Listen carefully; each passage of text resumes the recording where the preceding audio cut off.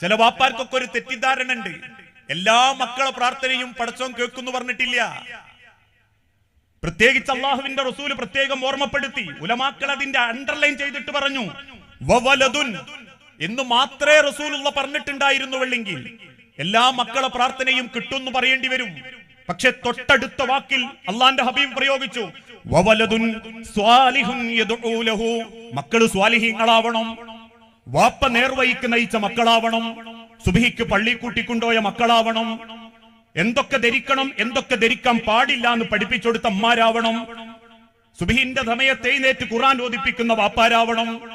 അല്ലാതെ തിന്നാൻ കൊടുത്ത ക്വാളിറ്റി മാത്രം പടച്ചോനോട് പറയാണ്ടാവൂല.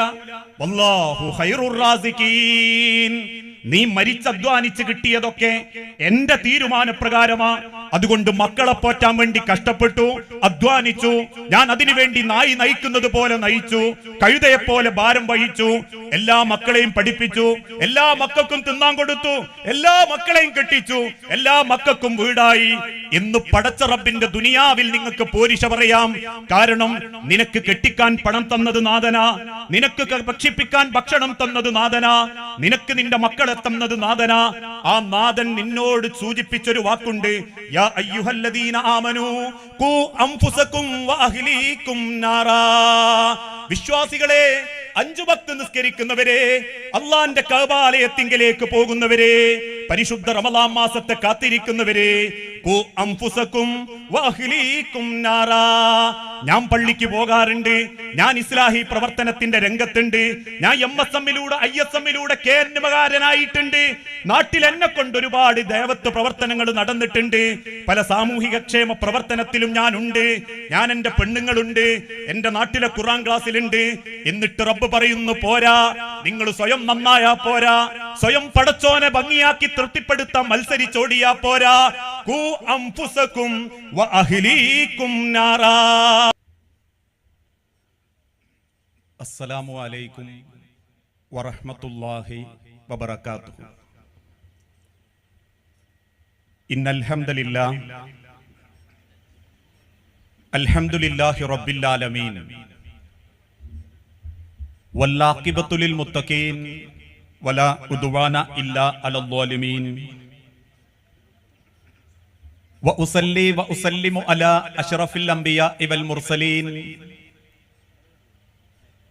നബീനാ മുഹമ്മദിൻ വഅലാ ആലിഹി വഅസ്ഹാബിഹിൽ ഫായിസീന ബിരില്ലല്ലാഹ്. അല്ലാഹുമ്മ സ്വല്ലി അലാ മുഹമ്മദിൻ വഅലാ ആലി മുഹമ്മദ് കമാ സ്വല്ലൈത അലാ ഇബ്രാഹീമ വഅലാ ആലി ഇബ്രാഹീം വബാരിക് അലാ മുഹമ്മദിൻ വഅലാ ആലി മുഹമ്മദ് കമാ ബാറക്ത അലാ ഇബ്രാഹീമ വഅലാ ആലി ഇബ്രാഹീം ഇന്നക ഹമീദും മജീദ്. അഊദു ബില്ലാഹി മിനശ് ശൈത്വാനിർ റജീം. ബിസ്മില്ലാഹിർ റഹ്മാനിർ റഹീം. യാ അയ്യുഹല്ലദീന ആമനു തഖുല്ലാഹ ഹഖ്ക തുഖാതിഹി വലാ തമൂതുന്ന ഇല്ലാ വഅൻതും മുസ്ലിമൂൻ.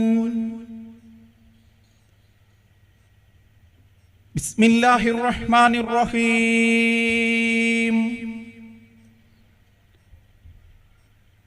ഇന്ന ബത്ശ റബ്ബിക ലശദീദ്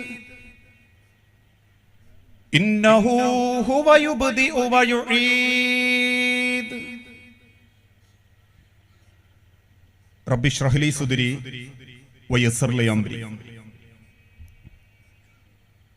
വേദിയിലും സദസ്സിലും ഇരിക്കുന്ന ബഹുമാന്യ വ്യക്തിത്വങ്ങളെ,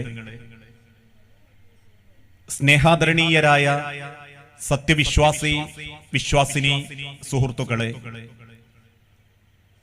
ബഹുമാന്യരായ രക്ഷിതാക്കളെ, സഹപ്രവർത്തകരെ, സഹോദരങ്ങളെ, സഹോദരിമാരെ, കേരളത്തിലെ നവോത്ഥാന പ്രസ്ഥാനമായ കേരള നദുവത്തുൽ മുജാഹിദീൻ അതിന്റെ മലപ്പുറം വെസ്റ്റ് ജില്ല ഇൻഷാ അല്ലാ ജനക്ഷേമത്തിനു വേണ്ടി പ്രവർത്തിക്കാൻ ഉദ്ദേശിക്കുന്ന പെയിൻ ആൻഡ് പാലിയേറ്റീവ് ഹോസ്പിറ്റലിന്റെയും ഡയാലിസിസ് സെന്ററിന്റെയും സലഫി മസ്ജിദിന്റെയും ഒക്കെ ശിലാസ്ഥാപനത്തിന്റെ ഉദ്ഘാടന വേദിയിലാണ് നമ്മളെല്ലാവരും ഒരുമിച്ചുകൂടിയത്. ഇത്തരത്തിലുള്ള ഒരുമിച്ചുകൂടലുകളും പാലിയേറ്റീവ് പ്രവർത്തനങ്ങളും എന്തിനാണ് മുജാഹിദ് പ്രസ്ഥാനത്തിന്റെ പ്രവർത്തന മേഖലയായി നമ്മൾ ഏറ്റെടുക്കുന്നത് എന്ന ചോദ്യത്തിന് ഇതാരെയെങ്കിലും കാണിച്ച് അംഗബലം കാണിച്ച് സംഘബലം കാണിച്ച് വിലപേശാനോ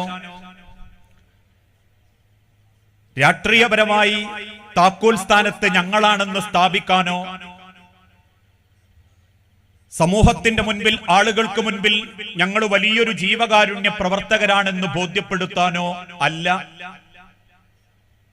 ഒരു കാലഘട്ടത്തിലും മുജാഹിദ് പ്രസ്ഥാനം ഇത്തരത്തിലുള്ള പരിപാടികളുമായി മുന്നോട്ടു പോകാറുള്ളത്. മറിച്ച് ഇന്നല്ലെങ്കിൽ നാളെ ഞാനും നിങ്ങളും അള്ളാഹുവിന്റെ അലംഘനീയമായ വിളിക്കുത്തരം നൽകി സൃഷ്ടാവിന്റെ അരികിലേക്ക് തിരിച്ചു പോകുന്ന സമയത്ത് അള്ളാഹുവിന്റെ മുൻപിൽ അപമാനിക്കപ്പെടാതെ നിന്ദ്യനാക്കപ്പെടാതെ തലയുയർത്തി റബ്ബിന്റെ പ്രവാചകന്മാരോടൊപ്പം സ്വർഗത്തിൽ പ്രവേശിക്കണം, അള്ളാഹുവിന്റെ ഏറ്റവും പ്രിയപ്പെട്ട ആളുകളുടെ കൂട്ടത്തിൽ ഉൾപ്പെടണം എന്ന ഒരൊറ്റ ലക്ഷ്യം മാത്രമേ എക്കാലഘട്ടത്തിലും മുജാഹിദ് പ്രസ്ഥാനത്തിന്റെ നേതാക്കൾക്കും പ്രവർത്തകന്മാർക്കും ഉണ്ടായിട്ടുള്ളൂ. കാരണം ലോകം ഇത്രയേറെ പുരോഗമിച്ചിട്ടുണ്ടെങ്കിലും ഓരോരുത്തരുടെ കൈകളിൽ കോടിക്കണക്കിന് പണമുണ്ടെങ്കിലും റബ്ബ് നിശ്ചയിച്ച മരണം അതെന്നെയും നിങ്ങളെയും കൊണ്ടുപോയേ അടങ്ങൂ. നമ്മളൊക്കെ ജനിച്ചിട്ടുണ്ട് എന്നുറപ്പുള്ളത് കൊണ്ട് ഇനി കാത്തിരുന്നാൽ കിട്ടും എന്നുറപ്പുള്ളത് മരണം മാത്രമാ. ഈ ജീവിതത്തിനിടയിൽ നമുക്ക് സ്വപ്നം കാണാം, വലിയ പണം കിട്ടിക്കൊള്ളണം എന്നില്ല, വലിയ സ്ഥാനങ്ങളും വലിയ കൊട്ടാരങ്ങളും നമുക്ക് ആഗ്രഹിക്കാം, ലഭിച്ചുകൊള്ളണം എന്നില്ല. പക്ഷേ കാത്തിരുന്നാൽ കിട്ടും എന്നുറപ്പുള്ളത് നമ്മളുടെ ഓരോരുത്തരുടെയും മരണം മാത്രമാണ്. അതുകൊണ്ടാണ് അല്ലാഹു തആല വിശുദ്ധ ഖുർആനിലൂടെ പഠിപ്പിച്ചതും മിൻഹാ ഖലഖനാകും വഫീഹാ നുഈദുകും വമിൻഹാ നുഖ്രിജുകും താറതൻ നുഖ്റാ. മിൻഹാ ഖലഖനാകും, നിങ്ങളെ ഞാൻ ആ മണ്ണിൽ നിന്നാണ് കൊണ്ടുവന്നതെങ്കിൽ, വഫീഹാ നുഈദുകും, അതേ മണ്ണിലേക്ക് തന്നെ നിങ്ങളെ ഞാൻ തിരിച്ചു കൊണ്ടുപോകും. ലോകത്ത് നമ്മളെക്കാളേറെ ജീവിതം ആസ്വദിച്ചവരും നമ്മളെക്കാളേറെ പണം കെട്ടിപ്പിടിച്ചവരും നമ്മളെക്കാളേറെ സൗന്ദര്യം കൊണ്ട് അഹങ്കരിച്ചിരുന്നവരും ഇന്ന് മണ്ണിനടിയില. അതുകൊണ്ട് അള്ളാഹു പഠിപ്പിക്കുന്നതും വഫീഹാ നുഈദുകും, അതേ മണ്ണിലേക്ക് നിങ്ങളെ നാളെ ഞാൻ തിരിച്ചു കൊണ്ടുപോകും. ആ തിരിച്ചുള്ള യാത്രയോടുകൂടി എല്ലാം അവസാനിക്കുമായിരുന്നെങ്കിൽ മരണം വലിയ സന്തോഷ. പരീക്ഷണങ്ങളില്ലാത്ത, ചോദ്യങ്ങളില്ലാത്ത, കള്ളുകുടിയന് ചോദ്യമില്ലാത്ത, പെണ്ണുപിടിയന് ഉത്തരം പറയാൻ ചോദ്യങ്ങളില്ലാത്തൊരു ലോകമാണ് മരണാനന്തര ലോകമെങ്കിൽ മരണം വലിയ സന്തോഷാന്ന് പറയേണ്ടി വരും. കാരണം മരിക്കുന്നതോടുകൂടി പിന്നെ ആരോടും ഉത്തരം പറയണ്ട എങ്കിൽ. പക്ഷെ തൊട്ടടുത്ത വാക്കിലൂടെ അല്ലാഹു തആല പറഞ്ഞു വമിൻഹാ നുഖ്രിജുകും താറതൻ നുഖ്റാ, നിങ്ങൾ ഒരിക്കൽ കൂടി അള്ളാഹുവിന്റെ മുൻപിലേക്ക് പുനർജീവിപ്പിക്കപ്പെടും. മക്കള് മരിച്ചുപോയ വാപ്പാരോടും വാപ്പാര് മരിച്ചുപോയ മക്കളോടും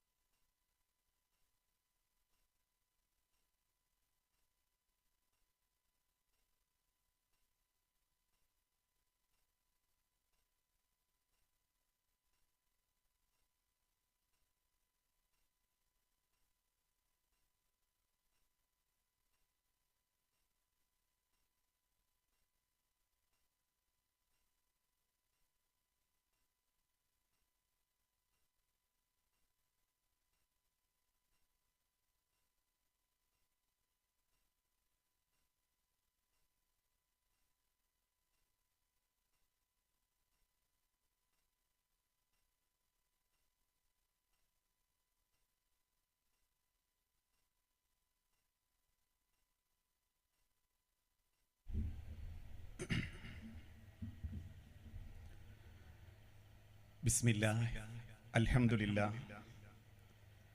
പ്രിയപ്പെട്ടവരെ, ഞാൻ സൂചിപ്പിച്ചു വന്നത്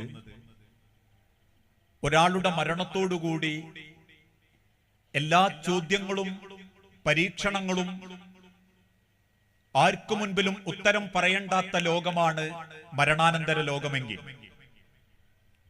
മരണം നമ്മൾക്കൊക്കെ വലിയ സമാധാനമാണ് എന്ന് നമ്മൾ വാദിക്കേണ്ടി വരും.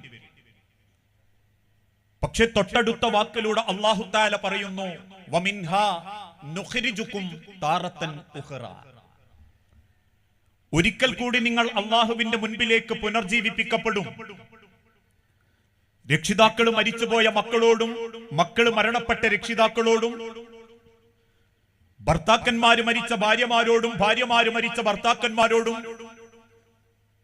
അല്ലാഹു വിശുദ്ധ ഖുർആനിലൂടെ ഓർമ്മപ്പെടുത്തി, നിങ്ങൾ ഒരിക്കൽ കൂടി അല്ലാഹുവിന്റെ കോടതിയിൽ പുനർജീവിപ്പിക്കപ്പെടും. എന്തിനാണ് അല്ലാഹുവിന്റെ കോടതിയിൽ പുനർജീവിപ്പിക്കപ്പെടുന്നത്? ഈ ലോകത്ത് അല്ലാഹു നൽകിയിട്ടുള്ള ഓരോ കാര്യങ്ങളെപ്പറ്റിയും ചോദ്യം ചെയ്യാൻ. ഒരു പിതാവിന്റെ സ്രവിക്കപ്പെടുന്ന കോടിക്കണക്കിന് ബീജത്തിലെ വളരെ നിസ്സാരമായിരുന്ന ഒരു ബീജമായിരുന്ന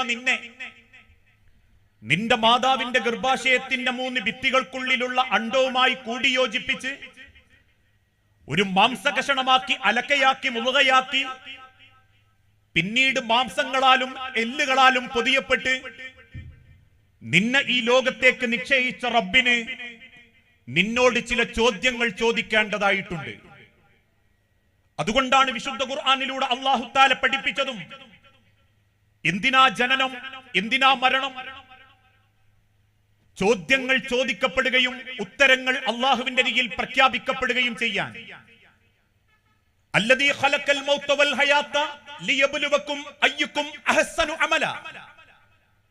ജനനവും മരണവും അല്ലാഹു തീരുമാനിച്ചത് കുറെ ആളുകൾ പണം സമ്പാദിക്കട്ടെ, പേരുള്ള തറവാട്ടിൽ ജനിക്കട്ടെ, കുറെ ആളുകൾ സൗന്ദര്യത്തിന്റെ മായാലോകത്ത് ജീവിക്കട്ടെ, കുറെ ആള് തിന്നും കുടിച്ചും ജീവിക്കട്ടെ, കുറെ ആളുകൾ ടെൻഷൻ അടിച്ച് ജീവിക്കട്ടെ, കുറെ ആളുകൾ അംഗവൈകല്യത്തോടെ ജനിക്കട്ടെ, കുറെ പേർക്ക് മക്കൾ ഉണ്ടാവാതിരിക്കട്ടെ, ചിലർ മക്കളെ കൊണ്ട് ഇടങ്ങേറാവട്ടെ.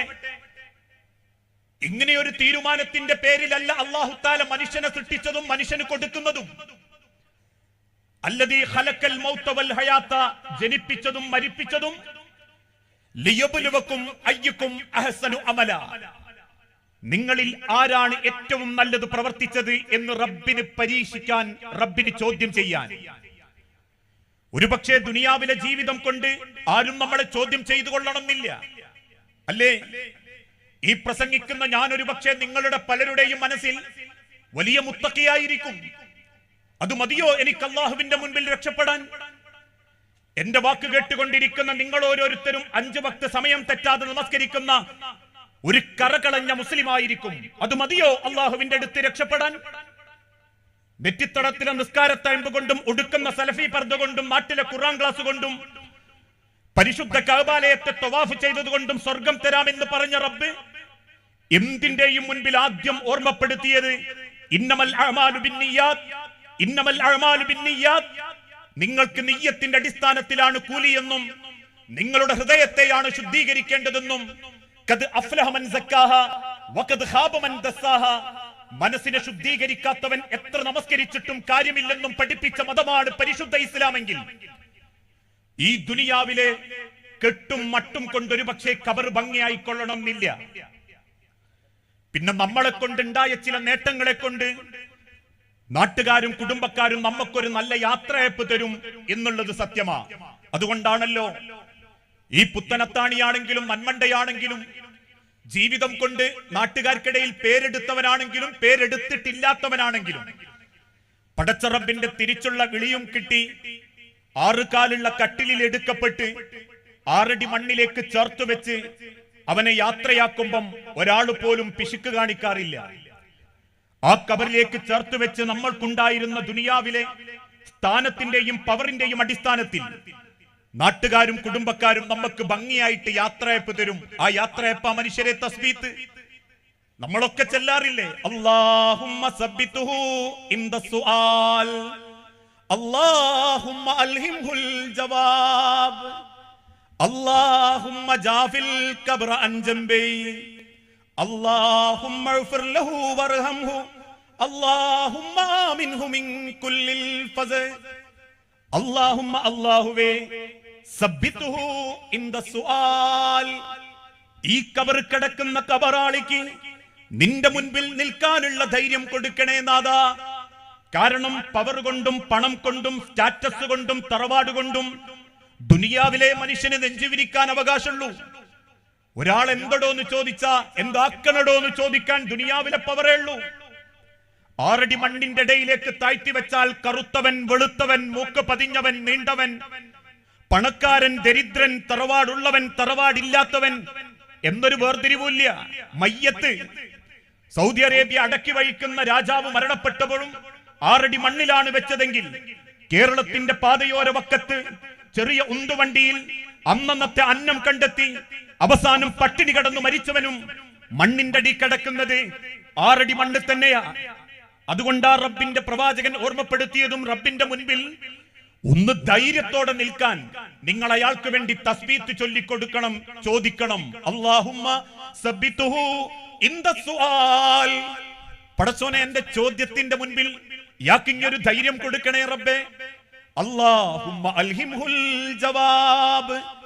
റബ്ബേ നീ ചോദിക്കുന്ന ചോദ്യങ്ങൾക്ക് കൃത്യമായ ഉത്തരം പറയാനുള്ള കഴിവ് തരണേ നാഥാ. അതെന്തേ?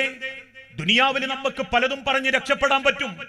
അള്ളാഹുവിന്റെ മാർഗത്തിലേക്ക് ഒരു 10 ഉറുപ്യ ചോദിക്കുന്നവന് തിരിച്ചു പറയാ എനിക്കെവിടെയാ വരുമാനം, എന്റെ 5 നയാ പൈസ അല്ല.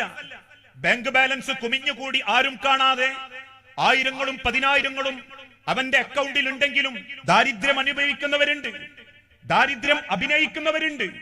ലോകത്തിന്റെ ഹബീബായ പ്രവാചകന്റെ കാലഘട്ടത്തിൽ അള്ളാഹുവിന് കടം കൊടുക്കാൻ ആരുണ്ടെന്ന് ചോദിക്കുമ്പോ ബിലാൽ ഇബ്നു റബാഹ റളിയല്ലാഹു അൻഹുവിനെ സഹാബത്തിന്റെ ഇടയിലേക്ക് പറഞ്ഞയക്കുന്ന സമയത്ത് ഓരോ സഹോദരിമാരും അവരുടെ ചെവികളിലുള്ളതും കഴുത്തിലുള്ളതും വിരലുകളിലുള്ളതും ബിലാൽ ഇബ്നു റബാഹയുടെ മുണ്ടുകളിലേക്ക് ഊരിക്കൊടുത്തിരുന്നു. എന്ന് കേട്ട മുസൽമാന്റെ കുടുംബത്തിലെ പെൺമക്കളോട് നിങ്ങൾക്ക് അള്ളാഹുവിന്റെ മാർഗത്തിൽ കൊടുക്കാനില്ലേ എന്ന് ചോദിക്കുമ്പോ എനിക്കവിടെ പിയാപ്ല കൊടുക്കേണ്ടതല്ലേ എന്ന് ചോദിച്ച് ദുനിയാവിൽ രക്ഷപ്പെടാൻ പറ്റും. ഏത് വിഷയത്തിലും. എന്തേ സുബഹിക്ക് പള്ളിയിൽ വരാത്ത, രാത്രി ഒരുപാട് യാത്ര ചെയ്തിട്ടാ കിടന്നുറങ്ങി? എന്തേ നിങ്ങൾ നോമ്പിന് പടച്ചോന്റെ മാർഗത്തിൽ ഇബാദത്തുകൾ കുറച്ച്? പട്ടിണിയല്ലേ, അതുകൊണ്ട് കുറച്ച് നോമ്പ് വറ്റാ മതി എന്ന് കരുതി എന്തിനും ന്യായീകരണം കണ്ടെത്താൻ പറ്റും ദുനിയാവിൽ. ഏത് കാര്യത്തിനും. നമുക്ക് താല്പര്യമില്ലാത്ത വിഷയമാണോ നമ്മളതിന് ഉദറുകൾ കാരണങ്ങൾ കണ്ടെത്തും. പക്ഷേ റബ്ബ് പറയുന്നു അല്ലാഹുമ്മ അൽഹിംഹുൽ ജവാബ്. റബ്ബിന്റെ ഖബറിൽ അള്ളാഹുവിന്റെ ചോദ്യത്തിന് ഉത്തരം പറയണേ. പടച്ച റബ്ബിന്റെ ഒരു തൗഫീഖ് എന്നെ കിട്ടണം. ന്യായീകരിക്കാനോ കള്ളത്തരം പറയാനോ മറച്ചു പിടിക്കാനോ പറ്റാത്ത റബ്ബിന്റെ ഖബറിൽ കൃത്യമായ ഉത്തരം പറയാൻ ഈ ഖബറാളിക്ക് ഇങ്ങ് കഴിവ് കൊടുക്കണേ നാഥാ. അല്ലാഹുമ്മ ജാഫിൽ ഖബ്റ അൻ ജംബി. ഏതൊരു മയ്യത്തിനെ ഖബറിലേക്ക് വെക്കുന്ന സമയത്തും ആ ഖബറിന്റെ ഭയാനകതയും ഭീകരതയും ഖബറിൽ കിടക്കുന്നവനെ ബോധ്യപ്പെടുത്താൻ വേണ്ടി ഖബറിന്റെ 2 ഭാഗം പടച്ചോൻ അങ്ങ് ഇടുക്കിക്കളയും. മദീന മിമ്പറിന്റെ മുകളിൽ 2 കൈകളും കോർത്തു പിടിച്ച് സഹാബത്തിന്റെ മുഖത്ത് നോക്കി കണ്ണുനീരോടെ ലോകത്തിന്റെ പ്രവാചകൻ കാണിച്ചു കൊടുത്തിട്ടുണ്ട്. ഹക്കദാ ഹക്കദാ, ഇതുപോലെ നിങ്ങളെ വാരിയല്ലു കോർത്തു പോകും. ആ വേദനയിൽ നിങ്ങൾ പെടയും, കരയും. ആ കരച്ചിലെങ്ങാനും ഖബറിന്റെ മേലെ നിങ്ങൾക്ക് വേണ്ടി തസ്ബീഹ് ചൊല്ലുന്ന ഒരാളെങ്കിലും കെട്ടിരുന്നെങ്കിൽ ആയുസ്സിൽ ഒരിക്കൽ പോലും ഒരു മയ്യത്തിന് വേണ്ടിയും ഒരാൾ ആ ഖബറിന്റെ അരികിലേക്ക് വരില്ലായിരുന്നു. അല്ലാഹുമ്മ ജാഫിൽ ഖബ്റ അൻ ജംബി. റബ്ബേ, ആ ഖബറിന്റെ ഭയാനകതയിൽ നിന്ന് ആ ഖബറാളിക്ക് ഇങ്ങ് സമാധാനം കൊടുക്കണേ നാഥാ.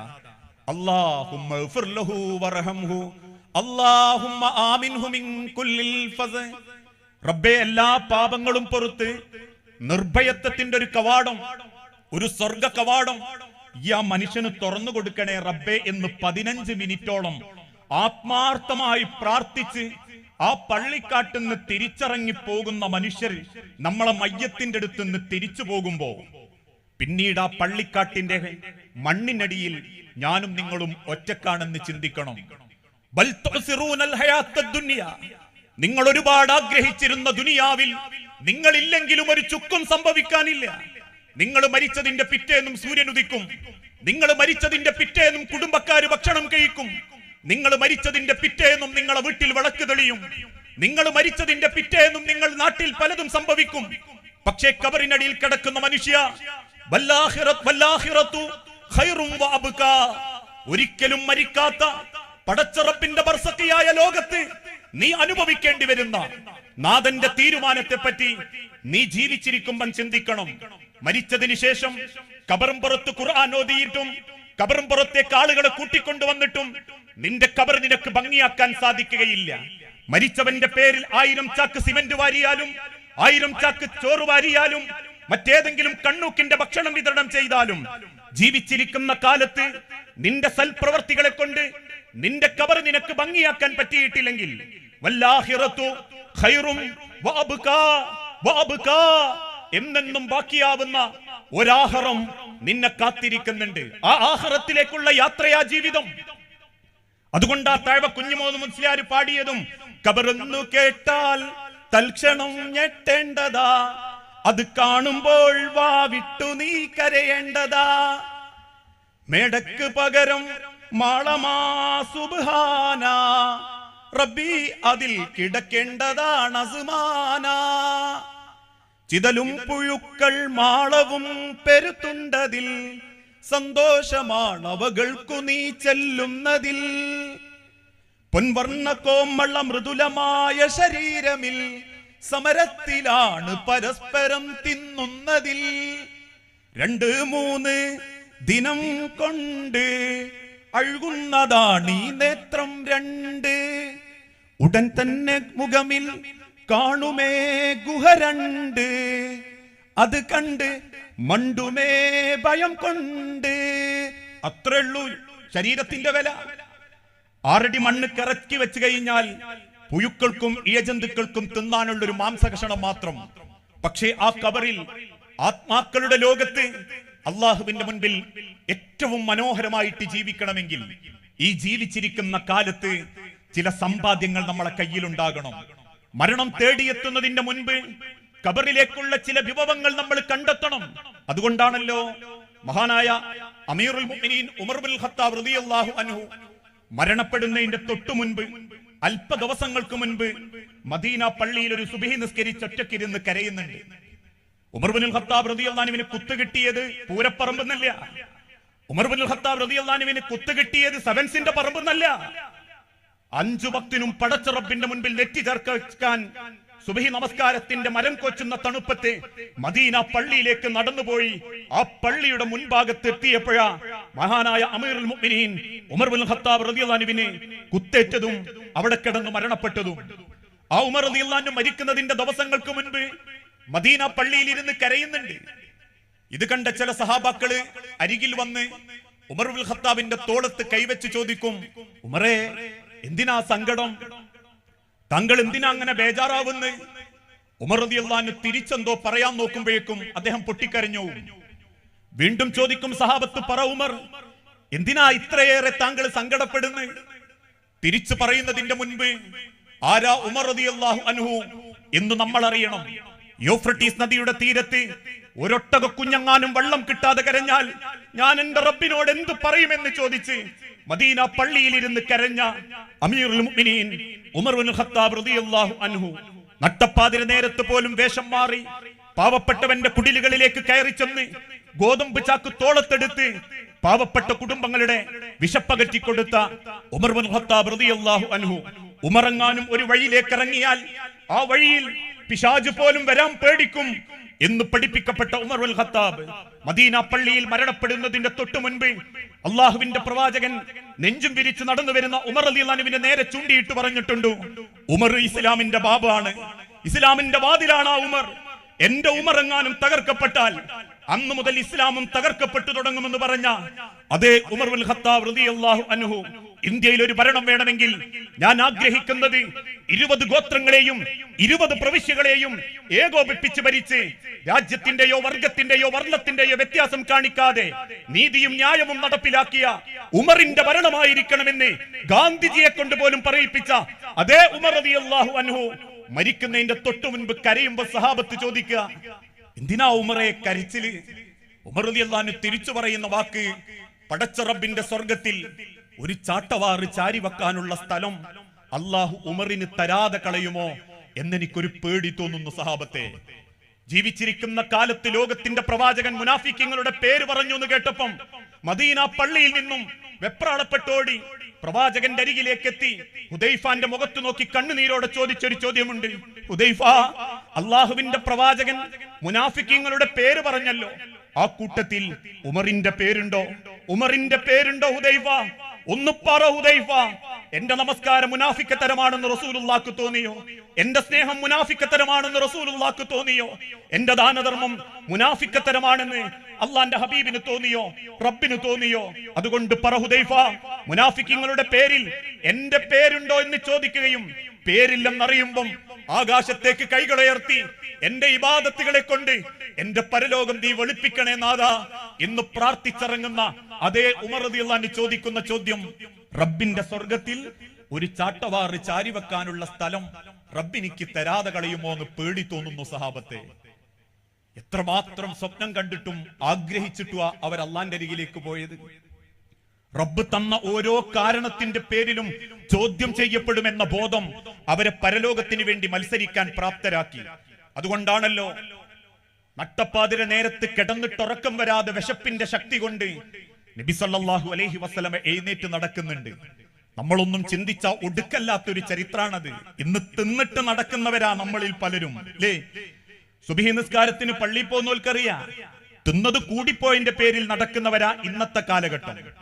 അന്ന് തിന്നാൻ കിട്ടാത്തതിന്റെ പേരിൽ, കഴിക്കാൻ ഭക്ഷണമില്ലാത്തതിന്റെ പേരിൽ, ഒരു കാരക്ക എന്ന ഭക്ഷണം പോലും കിട്ടാത്തതിന്റെ പേരിൽ നട്ടപ്പാതിരത്ത് എഴുന്നേറ്റ് നടക്കുന്ന പ്രവാചകൻ സല്ലല്ലാഹു അലൈഹി വസല്ലമ ഇരുട്ടത്ത് തന്റെ നേരെ നടന്നു വരുന്ന വ്യക്തിയെ കാണുമ്പോൾ ചോദിക്കും, മൻ, ആരാണതോ അത്?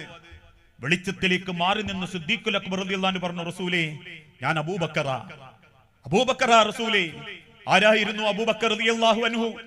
ബിലാൽ ഇബ്നു റബാഹയെ ചുട്ടുവയ്ത്ത മണലാരണ്യത്തിൽ മലർത്തിക്കിടത്തി നെഞ്ചത്ത് പാറക്കല്ല് വെച്ച് ഉമയ്യത്ത് എന്ന ശത്രു ചാട്ടവാറ് കൊണ്ട് തല്ലുമ്പം ചോദിക്കുന്ന വില, നീ പറയുന്ന വില, ബിലാലിന് നീ ഇടുന്ന വില എന്ന് തിരിച്ചു പറയുകയും ചോദിച്ച പണം, സ്വർണം നാണയങ്ങളായി എണ്ണിക്കൊടുത്ത് ബിലാലിന്റെ തോളിൽ കൈയിട്ട് റസൂലുള്ളാഹിന്റെ അരികിലേക്ക് കൂട്ടിക്കൊണ്ടുവന്ന മക്കയിലെ കോടീശ്വരൻ സിദ്ദീഖുൽ അക്ബർ റളിയല്ലാഹു അൻഹു ഖുബൈബ് റളിയല്ലാഹു അൻഹുവിനെ ഇരുമ്പിന്റെ പരവതാനിയിൽ കിടത്തി ചുട്ടുപഴിപ്പിച്ച് ഇരുമ്പ് കമ്പി കൊണ്ട് ശരീരത്തിന്റെ പിൻഭാഗം കുത്തിപ്പൊളിക്കുമ്പോ ആ ശത്രുവിന്റെ അരികിൽ ചെന്ന് ഖുബൈബിന്റെ മുഖത്തേക്ക് ചൂണ്ടി അന്നും സിദ്ദീഖുൽ അക്ബർ ചോദിച്ചൊരു ചോദ്യമുണ്ട്, ഈ ഖുബൈബിന്റെ വില എത്രയാ?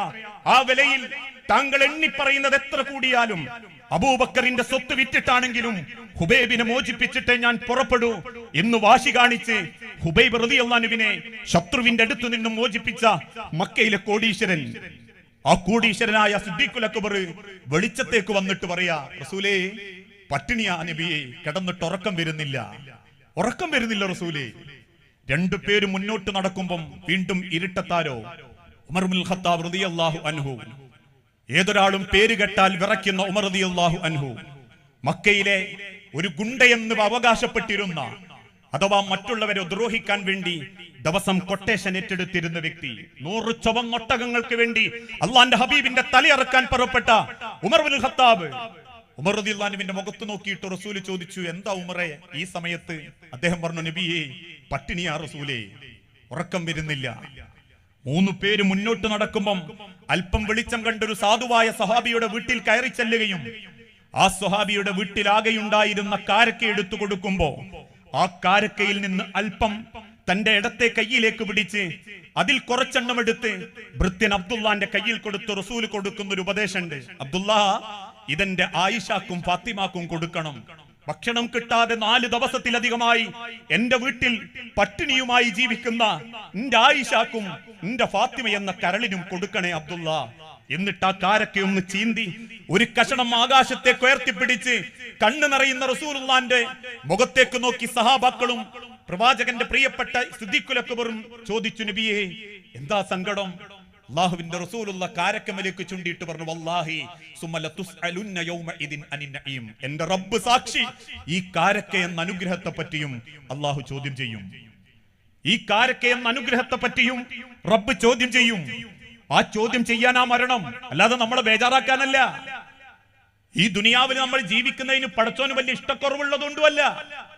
പേരക്കുട്ടികളെ കല്യാണം കൂടിയിട്ടും പേരക്കുട്ടികളെ വീട്ടുകൂടൽ കണ്ടിട്ടും മക്കളെ കെട്ടിച്ചു വിട്ടിട്ടും മക്കളെ എത്തി മക്കളാക്കാതെയൊക്കെ ഈ ദുനിയാവിൽ കുറെ കാലം നിങ്ങളെ പോറ്റി വലുതാക്കുന്നത് പടച്ചോൻ ഈ ചോദ്യങ്ങൾക്കൊക്കെ ഉത്തരം കണ്ടെത്താനാ. അള്ളാന്റെ ചോദ്യത്തിന് മുൻപിൽ ഉത്തരം കണ്ടെത്താനാ ഈ ദുനിയാവിൽ അള്ള സമയം നീട്ടിത്തരുന്നത്. അതുകൊണ്ട് തന്നെ അള്ളാഹുവിന്റെ തിരുവൻ പഠിപ്പിച്ചതുപോലെ അള്ളാഹു നൽകിയ ഓരോന്നിനെ പറ്റിയും റബ്ബിന്റെ മുൻപിൽ നമ്മൾ ഉത്തരം പറയേണ്ടി വരും. ആ ലോകത്തേക്ക് നമ്മൾ ആരംഭിച്ചിട്ടുണ്ട്. ജനിച്ചിട്ടുണ്ടോ? മരിക്കാനുള്ള ആരംഭം കുറിച്ചു എന്ന് അതിന്റെ അർത്ഥം. ജനിച്ചിട്ടുണ്ടോ എങ്കിൽ മരണത്തെ നിശ്ചയിക്കപ്പെട്ടിട്ടുണ്ട്, മരണം രേഖപ്പെടുത്തപ്പെട്ടിട്ടുണ്ട്.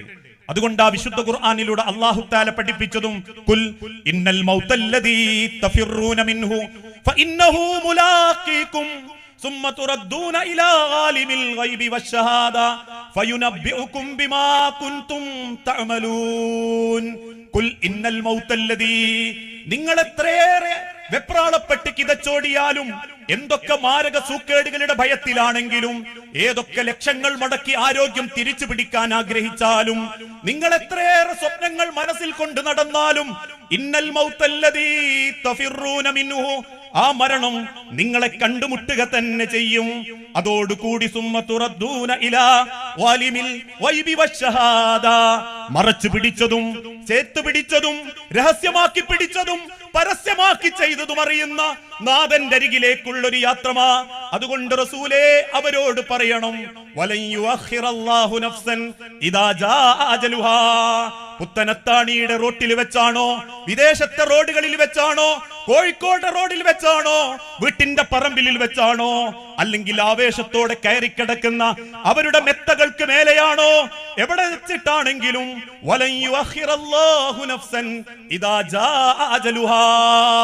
ഒരണുമണി തൂക്കം മുന്നോട്ടോ ഒരു സെക്കൻഡ് മുൻപെയോ അല്ലാത്ത നിലക്ക് അവരെ ആ അള്ളാഹു നിശ്ചയിച്ച സമയം റബ്ബങ്ങ് കൊണ്ടുപോകും.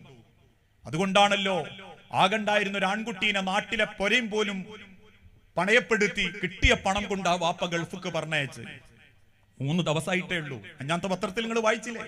3 ദിവസം. +2 കഴിഞ്ഞ് അവനോട് വാപ്പ പറഞ്ഞു, വാപ്പാക്ക് ആരോഗ്യമില്ല മോനെ, പെങ്ങന്മാരെ കെട്ടിക്കാനും ഉണ്ട്. പലരുടെയും കാല് പിടിച്ച് 1.25 ലക്ഷം ഉറുപ്പ്യക്ക് ഒരു വിസയും സംഘടിപ്പിച്ചിട്ട് സാധുവിനെ ഗൾഫിക്ക് പറഞ്ഞയച്ചതാ. ഇപ്പൊ അവിടെ മോർച്ചറി കിടക്കുന്നുണ്ട് ജീവനറ്റൊരു മയ്യത്ത്. നാട്ടുക്ക് കൊണ്ടുവരാൻ പോലും 5 പൈസ കൈമലില്ലാത്തതിന്റെ പേരിൽ 3 ദിവസമായിട്ടേ ഉള്ളൂ. നമ്മൾ പറയും മരിക്കാൻ അവിടെ പോയതാണ്. അല്ല, വലൻ യുഅഖിറല്ലാഹു നഫ്സൻ ഇദാ ജാഅ അജലുഹാ. പടച്ചോൻ നിശ്ചയിച്ചത് അവിടെയാ. ആ സമയത്ത് നിങ്ങളെ അള്ളാഹു കൊണ്ടുപോകാൻ അള്ള എഴുതി വെച്ചിട്ടുണ്ട്.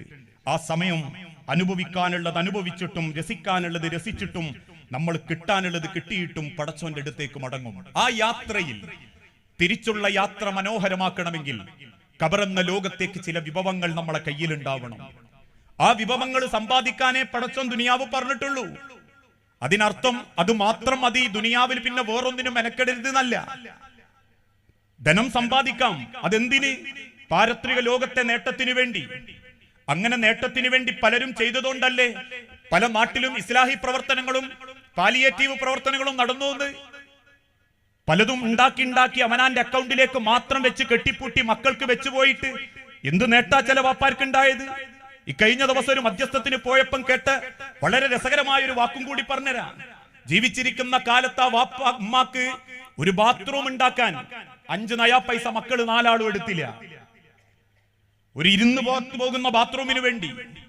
അവസാനം നാട്ടിലെ ഞങ്ങളിൽ കുറെ ആളുകളും ഞങ്ങളെ സഹായിക്കുന്ന വേറെ ചില വ്യക്തികളുടെയും സഹായത്തോടുകൂടി ഒരു ക്ലോസറ്റും വെച്ചെടുത്തു. 7 മാസങ്ങൾക്കിപ്പുറം ഉമ്മ മരണപ്പെട്ടു. 1 മാസം തികഞ്ഞിട്ടില്ല, മക്കൾ 5 ആളും തമ്മിത്തല്ലാൻ തുടങ്ങി. എന്താ കാരണം എന്നറിയോ? ആ ഉമ്മാന്റെ പേരിൽ പെൻഷനായി കിട്ടിയതും അല്ലാണ്ട് കിട്ടിയതും ഏകദേശം 1,25,000 ഉറുപ്പ്യന്റെ മേലമ്മാന്റെ അക്കൗണ്ടിലുണ്ട്. അതിന്റെ പേരിൽ മക്കൾ തമ്മിത്തല്ലി. മൂത്തോള് പറഞ്ഞു ഉമ്മ എനിക്ക് തരാന്ന് പറഞ്ഞതാ, എന്റെ മാല മാറ്റിയെടുത്ത് തരാന്ന് പറഞ്ഞതാ. രണ്ടാമത്തോള് പറഞ്ഞു അവസാനം തന്ന കൂട്ടത്തിൽ 8 പവനെ ഉമ്മ തന്നിട്ടുള്ളൂ, 2 പവൻ ഉമ്മാന്റെ കൈമലുണ്ട്. രണ്ടും കേട്ട ആങ്ങളാര് പറഞ്ഞു അങ്ങനെ നിങ്ങൾക്ക് മാത്രം കൊണ്ടുപോയാൽ പറ്റൂല. ഇപ്പൊ അതിന്റെ മധ്യസ്ഥത്തിന് പള്ളി കമ്മിറ്റി ഇപ്പൊ 4 കൂടൽ കൂടി. 1,25,000 കൊണ്ട് എന്ത് ഗുണാ മനുഷ്യരെ ഉണ്ടാക്കിയത്? നാളെ ആഖിറത്തിലേക്ക് എന്തെങ്കിലും ഒരു ഗുണം ഉണ്ടാക്കാൻ വേണ്ടി മത്സരിക്കേണ്ടതിന് പകരം ദുനിയാവിൽ തിന്നാതെ കുടിക്കാതെ വെക്കുന്നതൊന്നും ഹക്കല്ല, ഖൈറുമല്ല. അതുകൊണ്ടാണല്ലോ മദീന പള്ളിയിൽ ചില ആളുകൾ വന്ന് ഉമർ റളിയല്ലാഹു അൻഹുവിനോട് പരാതി പറഞ്ഞു, ഉമറേ ചില ആൾക്കാർ പറമ്പ് വാങ്ങിക്കൂട്ടുന്നുണ്ട്. എന്തിനാന്ന് ചോദിച്ചിട്ട് ഒരു പിടുത്തവുമില്ല. പറമ്പ് ഇങ്ങനെ വാങ്ങിക്കൂട്ടുന്നുണ്ട് ആളറിയാതെ പലരെയും പേരിൽ. ഉമർ റളിയല്ലാഹു അൻഹു ഓരോരുത്തരുടെ വീട്ടിലും കയറി ചെന്നു, ചോദിച്ചു എന്തിനാ പറമ്പ് വാങ്ങിയിട്ട്? അവർ പറഞ്ഞു ഒന്നുമില്ല ഉമർ, ഞങ്ങളുടേതായ സൗകര്യത്തിന് വാങ്ങിയിട്ടതാ. ഉമർ റളിയല്ലാഹു അൻഹു പറഞ്ഞു ഒന്നെങ്കിൽ കൃഷി ചെയ്യണം, അല്ലെങ്കിൽ ആവശ്യക്കാരനെ ബുദ്ധിമുട്ടിക്കാതെ നിങ്ങളത് പരസ്പരം ഉപയോഗപ്പെടുത്തണം. അപ്പൊ ചില ആളുകൾക്ക് ഒരു മുട കാണിച്ചപ്പോൾ ഉമർ റളിയല്ലാഹു അൻഹു വാളും ഊരിയിട്ട് പറഞ്ഞു, കൃഷി ചെയ്യാതെ ആവശ്യക്കാരനെ പ്രയാസപ്പെടുത്തി പൂറ്റിവെച്ച് കെട്ടിപ്പൂട്ടി വെച്ച് കൊള്ളലാഭെടുക്കാനാ പാപമെങ്കിൽ എന്റെ വാൾ അതിനുത്തരം പറയും. ഞാൻ പറയാറുണ്ട്, ഇന്നെങ്ങാനും ഉമർ റളിയല്ലാഹു അൻഹു കേരളത്തിലെ മുസ്ലിമീങ്ങളുടെ അടുത്തേക്ക് വന്നാൽ ആ വാളിന് പിന്നെ ഒരു സ്വൈര്യവും സമാധാനവും ഉണ്ടാവില്ല.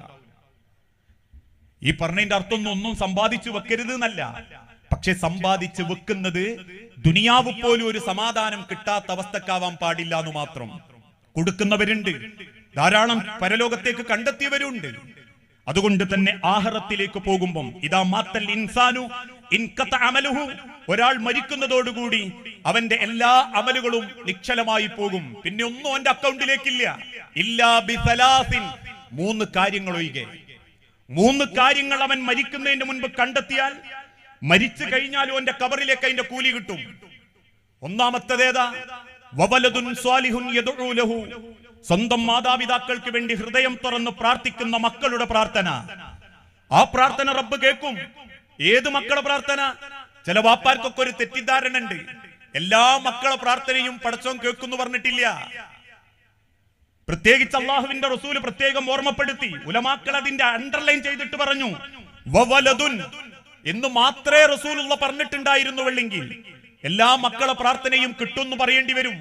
പക്ഷെ തൊട്ടടുത്ത വാക്കിൽ അള്ളാന്റെ ഹബീബ് പ്രയോഗിച്ചു വവലദുൻ സ്വാലിഹുൻ യദ്ഉ ലഹു, മക്കള് സ്വാലിഹീങ്ങളാവണം, വാപ്പ നേർവഴിക്ക് നയിച്ച മക്കളാവണം, സുബ്ഹിക്ക് പള്ളി കൂട്ടിക്കൊണ്ടുപോയ മക്കളാവണം, എന്തൊക്കെ ധരിക്കണം എന്തൊക്കെ ധരിക്കാൻ പാടില്ല എന്ന് പഠിപ്പിച്ചെടുത്ത അമ്മാരാവണം, സുബ്ഹിന്റെ സമയത്ത് എഴുന്നേറ്റ് ഖുർആൻ ഓതിപ്പിക്കുന്ന വാപ്പാരാവണം.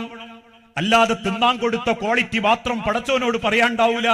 വല്ലാഹു ഖൈറുർ റാസിഖീൻ, നീ മരിച്ചധ്വാനിച്ച് കിട്ടിയതൊക്കെ എന്റെ തീരുമാനപ്രകാരമാ. അതുകൊണ്ട് മക്കളെ പോറ്റാൻ വേണ്ടി കഷ്ടപ്പെട്ടു, അധ്വാനിച്ചു. ഞാൻ അതിനു വേണ്ടി നായി നയിക്കുന്നത് പോലെ നയിച്ചു, കഴുതയെ പോലെ ഭാരം വഹിച്ചു, എല്ലാ മക്കളെയും പഠിപ്പിച്ചു, എല്ലാ മക്കൾക്കും തിന്നാൻ കൊടുത്തു, എല്ലാ മക്കളെയും കെട്ടിച്ചു, എല്ലാ മക്കൾക്കും വീടായി. എന്ന് പടച്ച റബ്ബിന്റെ ദുനിയാവിൽ നിങ്ങൾക്ക് പോരിശ പറയാം.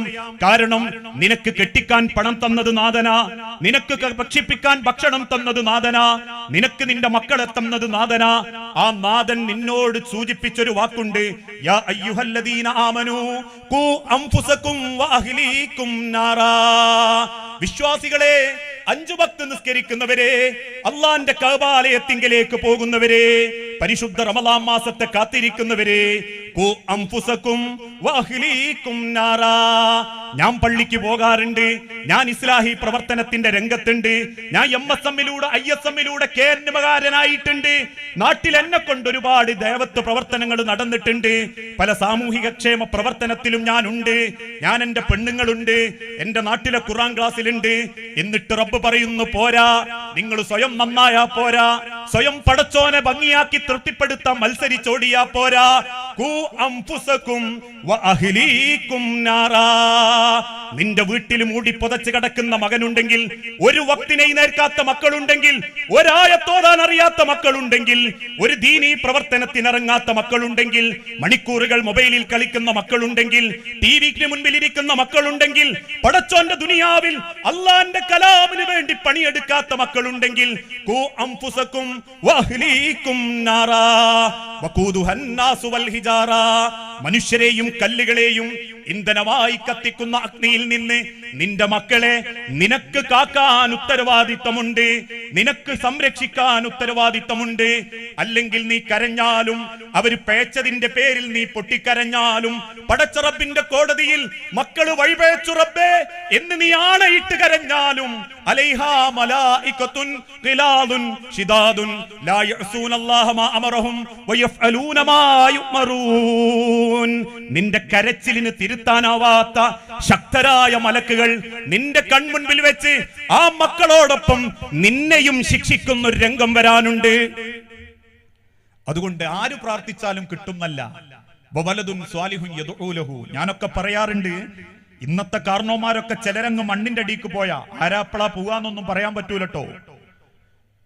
പക്ഷേ വരാനിരിക്കുന്ന ഒരു തലമുറയിൽ ഇതിനൊന്നും വലിയ താല്പര്യമില്ലാത്തോല. അവർക്ക് സെവൻസും ഫൈവ്സും ഇങ്ങനത്തെ കാര്യങ്ങൾ അത് വേണ്ടാന്ന അർത്ഥത്തിലല്ല, ഇതൊക്കെ തന്നെ ഉള്ളൂ ചിലർക്ക്. അള്ളാന്റെ ദീനീപരമായ കാര്യത്തിൽ ഇടപെടുക എന്ന് പറഞ്ഞാൽ അത് നിലവാരം കുറഞ്ഞ ഏർപ്പാടായിട്ടാ ചിലർക്ക് തോന്നുന്നത്. അതുകൊണ്ട് തന്നെ ആ വാപ്പാന്റെ ക്വാളിറ്റി കിട്ടാത്ത മക്കളും ഉണ്ട്. ഇക്കഴിഞ്ഞ ദിവസം ഒരാവശ്യത്തിന് വേണ്ടിയിട്ട് ഒരു വാപ്പാന്റെ അരികിലേക്ക് വന്നു, വലിയ പൈസക്കാരനാ. ഞാനൊക്കെ പറയാറുണ്ട്, ചിലരങ്ങനെ രണ്ട് മനസ്സില്ലാതെ ഒറ്റ മനസ്സോടുകൂടി കൊടുക്കുന്നത് കൊണ്ടാ പലർക്കും വീടുണ്ടാകുന്നതും പലർക്കും ഭക്ഷണം കിട്ടുന്നതും നോമ്പിന് സന്തോഷത്തോടെ അന്നം കുടിച്ച് ജീവിക്കുന്നു. ഒരു കണക്കും പറയാതെ ആരോടും ചോദിക്കാതെ. ഞാൻ ഈ കഴിഞ്ഞ ദിവസം 3 ദിവസമായിട്ട് ദുബായിലാ. എനിക്ക് ഒന്ന് ഇവിടത്തേനേക്കാളും മൊയിലൈമാർ അവിടെ ഉണ്ട് പിരിവിന്. ഇതൊക്കെ പോയി കാണുന്ന ഒരേ മനുഷ്യന്മാരെ, കൊടുക്കുന്ന ഒരേ മനുഷ്യന്മാരെ. ഇവിടെ ആദ്യത്തെ ഒരു ദിവസം നമ്മളെ പുരയിലേക്ക് കിട്ടാൻ ഏതെങ്കിലും ഒരു സക്കാത്തിന്റെ പൈസക്ക് ഒരു പെണ്ണ് വന്നാ പിന്നെ 4 ദിവസം നമ്മൾ വാതിലോർക്കാൻ മടിയാ. എന്താ? 10 ഉറുപ്പ്യ കൊടുക്കാനില്ല. ദൂരെ നിന്ന് വരുന്നത് കണ്ടാൽ പോലും ചിലർക്ക് അസൂയ. ഇനി പള്ളി കമ്മിറ്റിക്കാർ 5-6 ആള് വന്നിട്ട് പാലിയേറ്റീവിന് 1000 ഉറുപ്പ്യ എഴുതിക്കിട്ട് ഉണ്ട് എന്ന് പറഞ്ഞാൽ ഇറങ്ങിപ്പോകുമ്പോൾ പെണ്ണുങ്ങളോട് അറിയും, ഓൽക്കെന്താ എഴുതുന്നതിന് ഒരു പണിയില്ലാണ്ട് ഇങ്ങനെ അടക്കല്ലേ തണ്ടേ. ഇതൊക്കെ പോലത്തെ മനസ്സിൽ വരിസംഖ്യക്ക് 5 ഉറുപ്പ്യ കൂട്ടിയാ പിന്നെ പള്ളിയിൽ ജമാഅത്തിന് ആള് കൂടുന്നുള്ള കാലഘട്ടം. എന്തിനാ ചോദ്യം ചെയ്യേ? എല്ലാ നാടും അങ്ങനെയാണല്ലോ ഞാൻ പറയുന്നത്. പടച്ചോന്റെ മാർഗത്തിലൊക്കെ ഒന്ന് ചെലവാക്കി അതേമാതിരി ഒന്ന് മക്കളെയൊക്കെ അതിന്റെ കൂട്ടത്തു കൂട്ടിക്കൊണ്ടുപോവാ. എന്നിട്ടാ ബാപ്പ മകന് വരാൻ വേണ്ടി കാത്തിരുന്നു. ആ മകൻ വരാൻ വേണ്ടി കാത്തിരുന്നു. വാപ്പ നല്ല പൈസക്കാരനാ, മോനും പൈസക്കാരൻ. എന്നിട്ട് തിരിച്ചു വന്നപ്പം വാപ്പ ഒരു വലിയ പൈസ എടുത്തിട്ട് മോനം നടുവിലിരുത്തിയിട്ട് തന്നു. എന്നിട്ട് ആ വാപ്പ പറഞ്ഞൊരു വാക്കുണ്ട്, എനിക്കതിപ്പോഴും കേൾക്കുമ്പം മനസ്സിൽ വല്ലാത്ത സന്തോഷവും തോന്നും, അതോടൊപ്പം തന്നെ ഒരു വല്ലാത്ത സങ്കടവും തോന്നും. ഞാൻ ആ സമയം വരെ ഞങ്ങളൊക്കെ ചിന്തിച്ചിരുന്നു, എന്തിനാപ്പം മോൻ വരാൻ വരെ ഇയാൾ കാത്തിക്കണ്, ഇയാൾക്ക് തന്നാ പോരെ. അയാളിങ്ങനെ പറഞ്ഞു വാശി പിടിക്കുക, ഓൻ വരട്ടെ ഓൻ വരട്ടെ. വന്നതിന് ശേഷം അയാളെ തന്ന്. എന്നിട്ട് അദ്ദേഹം പറഞ്ഞു, ഞാൻ എന്റെ മകൻ വരാൻ കാത്തിരുന്ന എന്തുകൊണ്ടാണെന്നറിയോ, എനിക്കിനി അധിക കാലങ്ങളെ സഹായിക്കാൻ ആയുസ് ഉണ്ടായിക്കൊള്ളണമെന്നില്ല. പക്ഷെ ഞാൻ ഇങ്ങനെയൊക്കെ നിങ്ങൾക്ക് തന്നിരുന്നോ നിന്റെ മോൻ കണ്ടിട്ടില്ലെങ്കിൽ നാളെ നിങ്ങൾ കയറി വരുമ്പം ഒരു പരിഗണന എന്റെ മോൻ തരൂല. ഞാൻ കൊടുക്കുന്നതിന്റെ മോൻ കാണണം, എങ്കിലേ ഞാൻ തുടങ്ങി വെച്ചത് തുടരാൻ എന്റെ മക്കൾ ഉണ്ടാവും. എന്തൊരു ദീർഘവീക്ഷണ നോക്കിങ്ങളാ വാപ്പന്റെ, എന്തൊരു മനോഹരാണ്.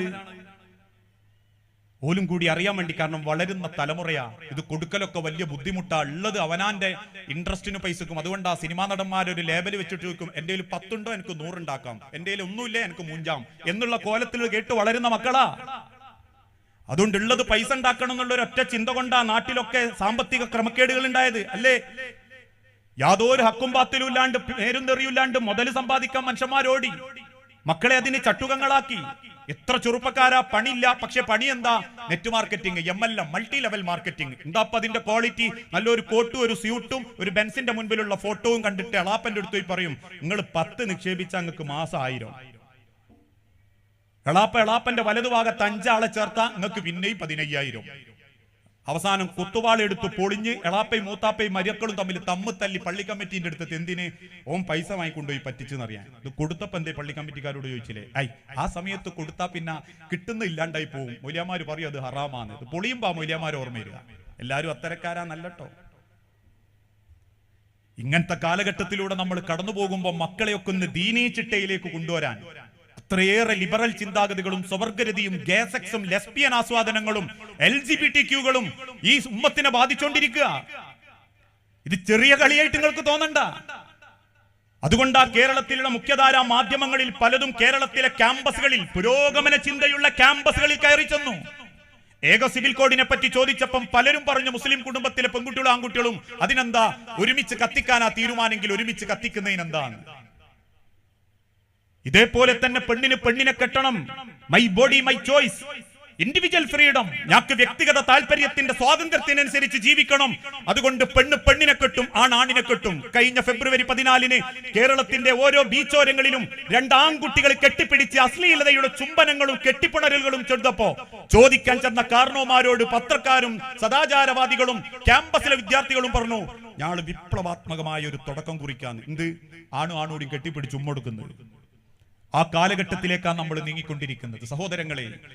അതുകൊണ്ട് തന്നെ എനിക്ക് വലിയ ദീനുണ്ടായിരുന്നു, ഞാൻ ഭയങ്കര ഇസ്ലാഹി പ്രവർത്തകനായിരുന്നു.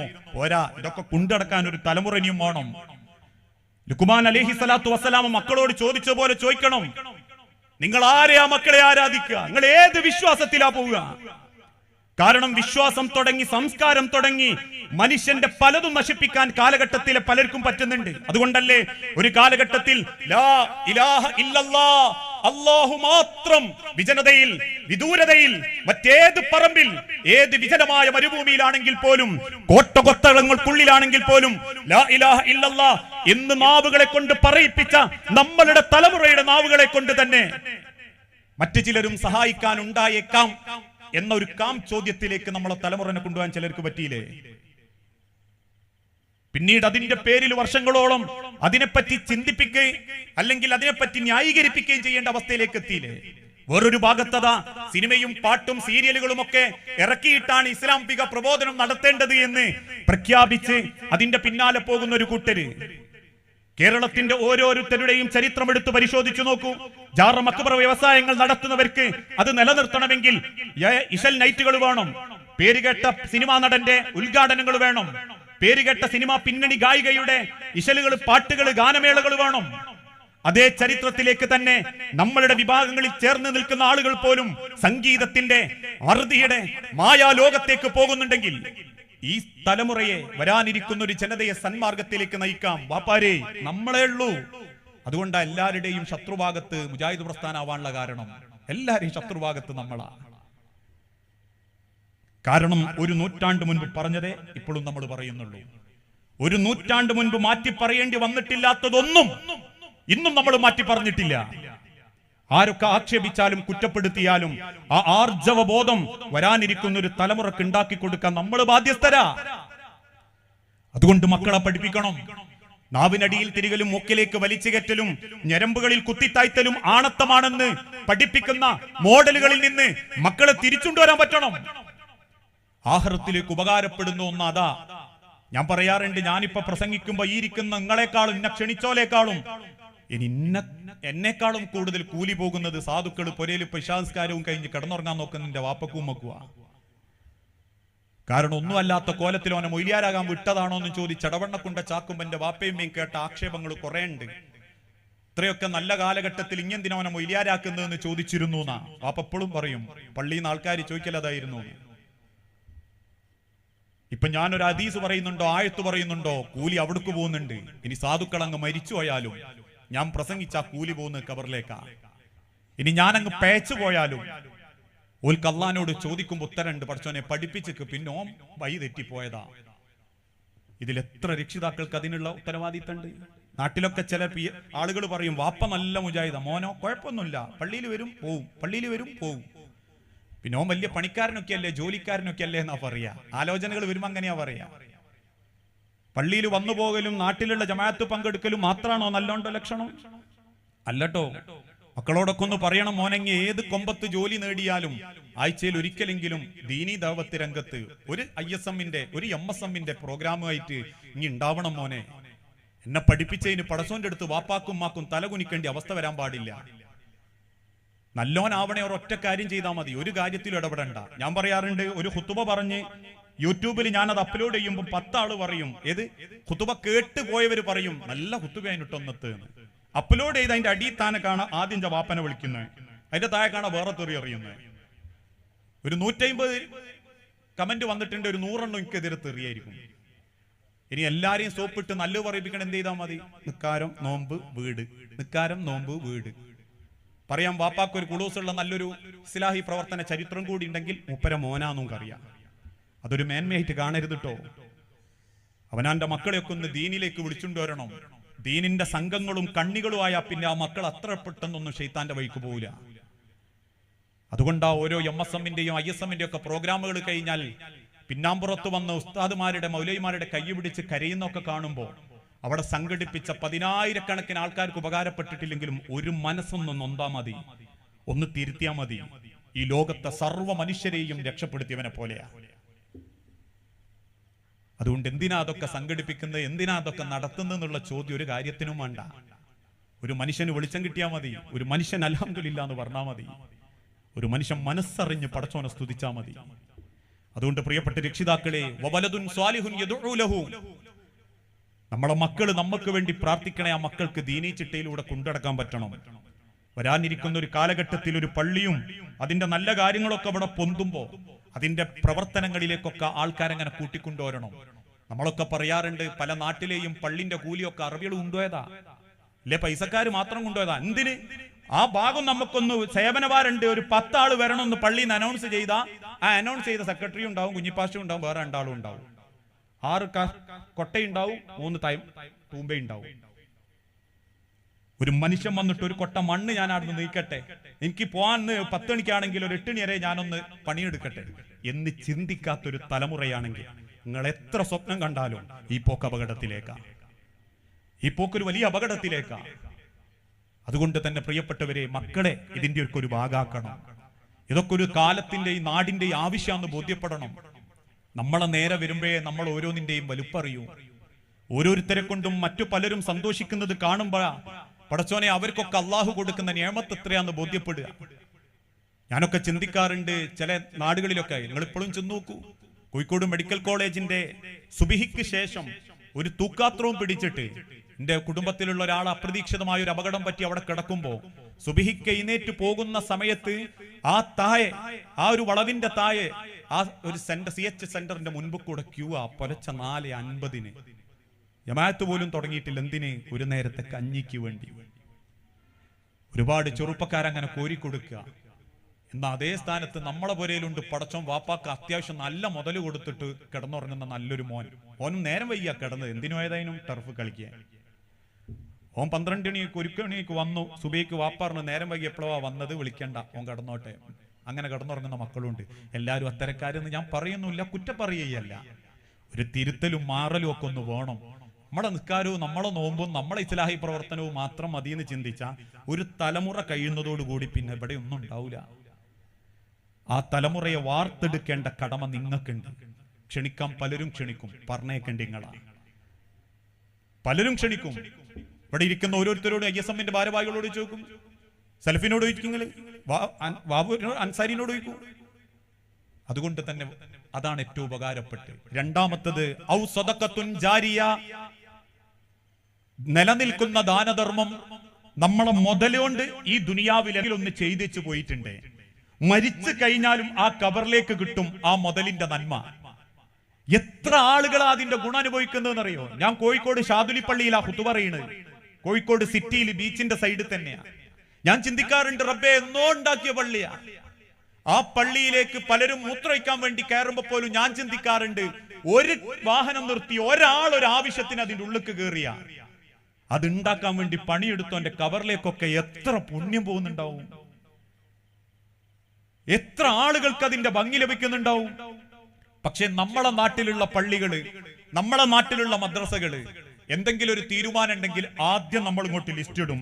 നമുക്ക് മറ്റാള് ഇന്നാള് 10 ആളെ റെഡിയല്ലേ, ഓ ആ 10 ആൾക്ക്. അതെല്ലാ നാട്ടിലും അങ്ങനെ തന്നെയാ. പൈസക്കാരായ 4 ആളെ മനസ്സിലിങ്ങനെ ആലോചിക്കും. ഒരു 5 റുപ്യ വകുപ്പുള്ളവനും നീക്കിയേക്കണം. ഒരു 5 റുപ്യ ഒന്നുമില്ലേ? സഹാബാക്കളോട് ചോദിച്ചു,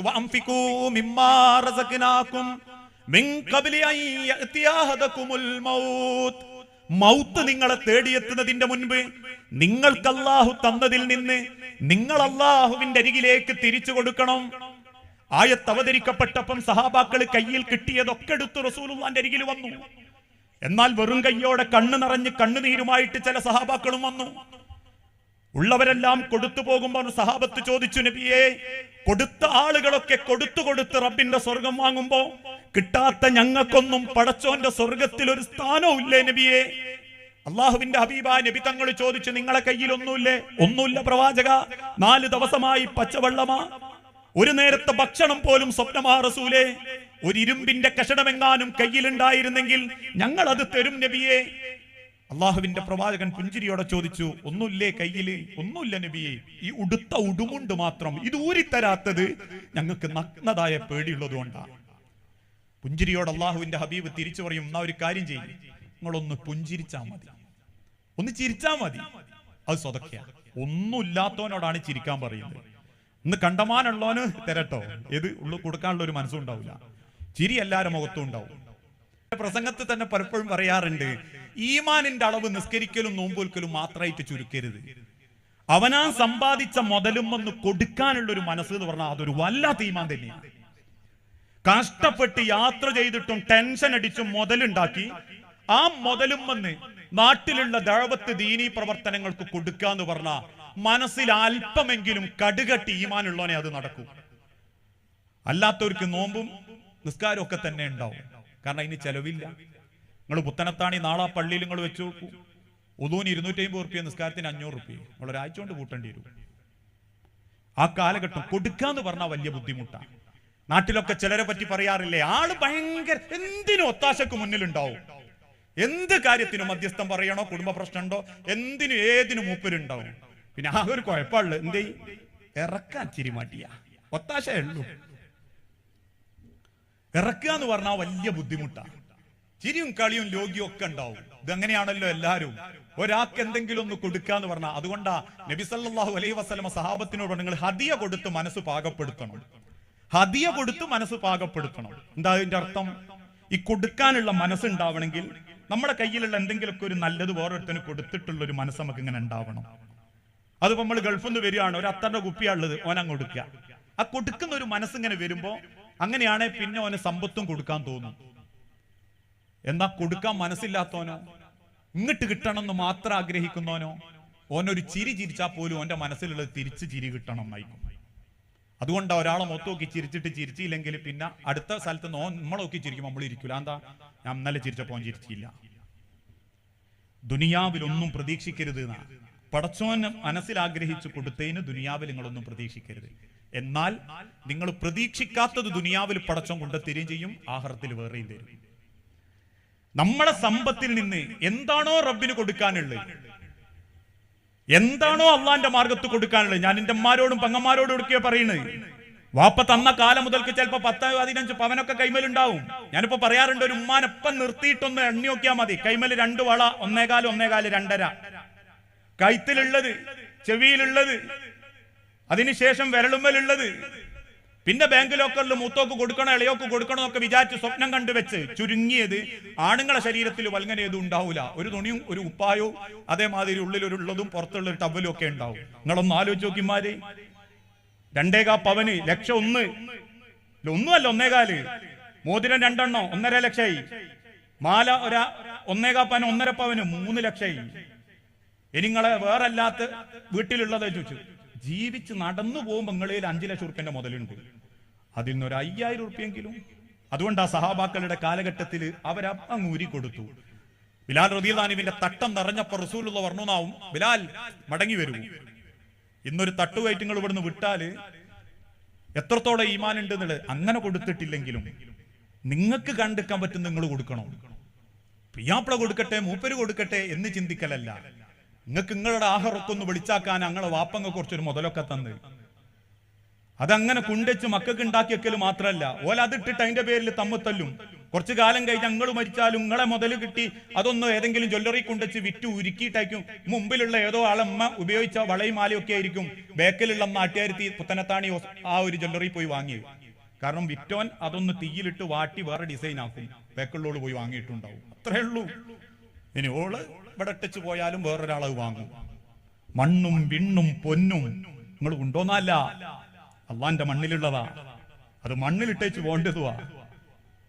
അതുകൊണ്ട് ആ നാട്ടിലൊക്കെ എന്തെങ്കിലും നല്ല കാര്യങ്ങൾ ഉണ്ടാകുമ്പോൾ ഏതെങ്കിലും ഒരു മൗലവിനെ കണ്ടിട്ട് ഗൾഫിക്ക് വിടുകയല്ല ആദ്യം ചെയ്യേണ്ടത്. നാട്ടിൽ മാക്സിമം ചില നാട്ടുകാരൊക്കെ അഭിമാനത്തിൽ പറയാൽ ഇത് ഞങ്ങൾ ഉണ്ടാക്കിയതാ, ഇപ്പോഴത്തെ ഒരു നിസ്കാരം നടക്കുന്നുണ്ട്, കൂലി നന്മണ്ട മഹലിന് മൊത്തം കിട്ടും, പുത്തനത്താണി മഹലിന് മൊത്തം കിട്ടും. അങ്ങനെയൊക്കെ ഒന്ന് ചിന്തിക്കണം. എത്ര കാലം എന്ന് വെച്ചിട്ടാ നമ്മൾ മറ്റുള്ളവരെ ആശ്രയിച്ചിട്ടും മറ്റുള്ളവരെ പ്രതീക്ഷിച്ചിട്ടും ഓടുക. അതിനെടുക്കാൻ മനസ്സില്ലാത്തവന് വേറെ എവിടെ പോയി കോടികൾ ഉണ്ടാക്കി വന്നിട്ട് ഇവിടെ ഒരു സ്ഥാപനം പൊന്തിയാലും പടച്ചോന്റെ ചോദ്യം കുറയൊന്നുമില്ല, അള്ളാന്റെ ചോദ്യം കുറയൊന്നുമില്ല കേട്ടോ. ഏത് അത്യാവശ്യം ഫണ്ടായിട്ടുണ്ട്, ഗൾഫ് പറഞ്ഞേച്ചവർക്കൊക്കെ ക്ലിയർ ആയി കിട്ടിയിട്ടുണ്ട്, അതുകൊണ്ട് ഇനിയിപ്പോ പണി തുടങ്ങിയാൽ മതി എന്നുള്ളത് ഒരു ഭംഗിവാക്കായിട്ട് പറയാ.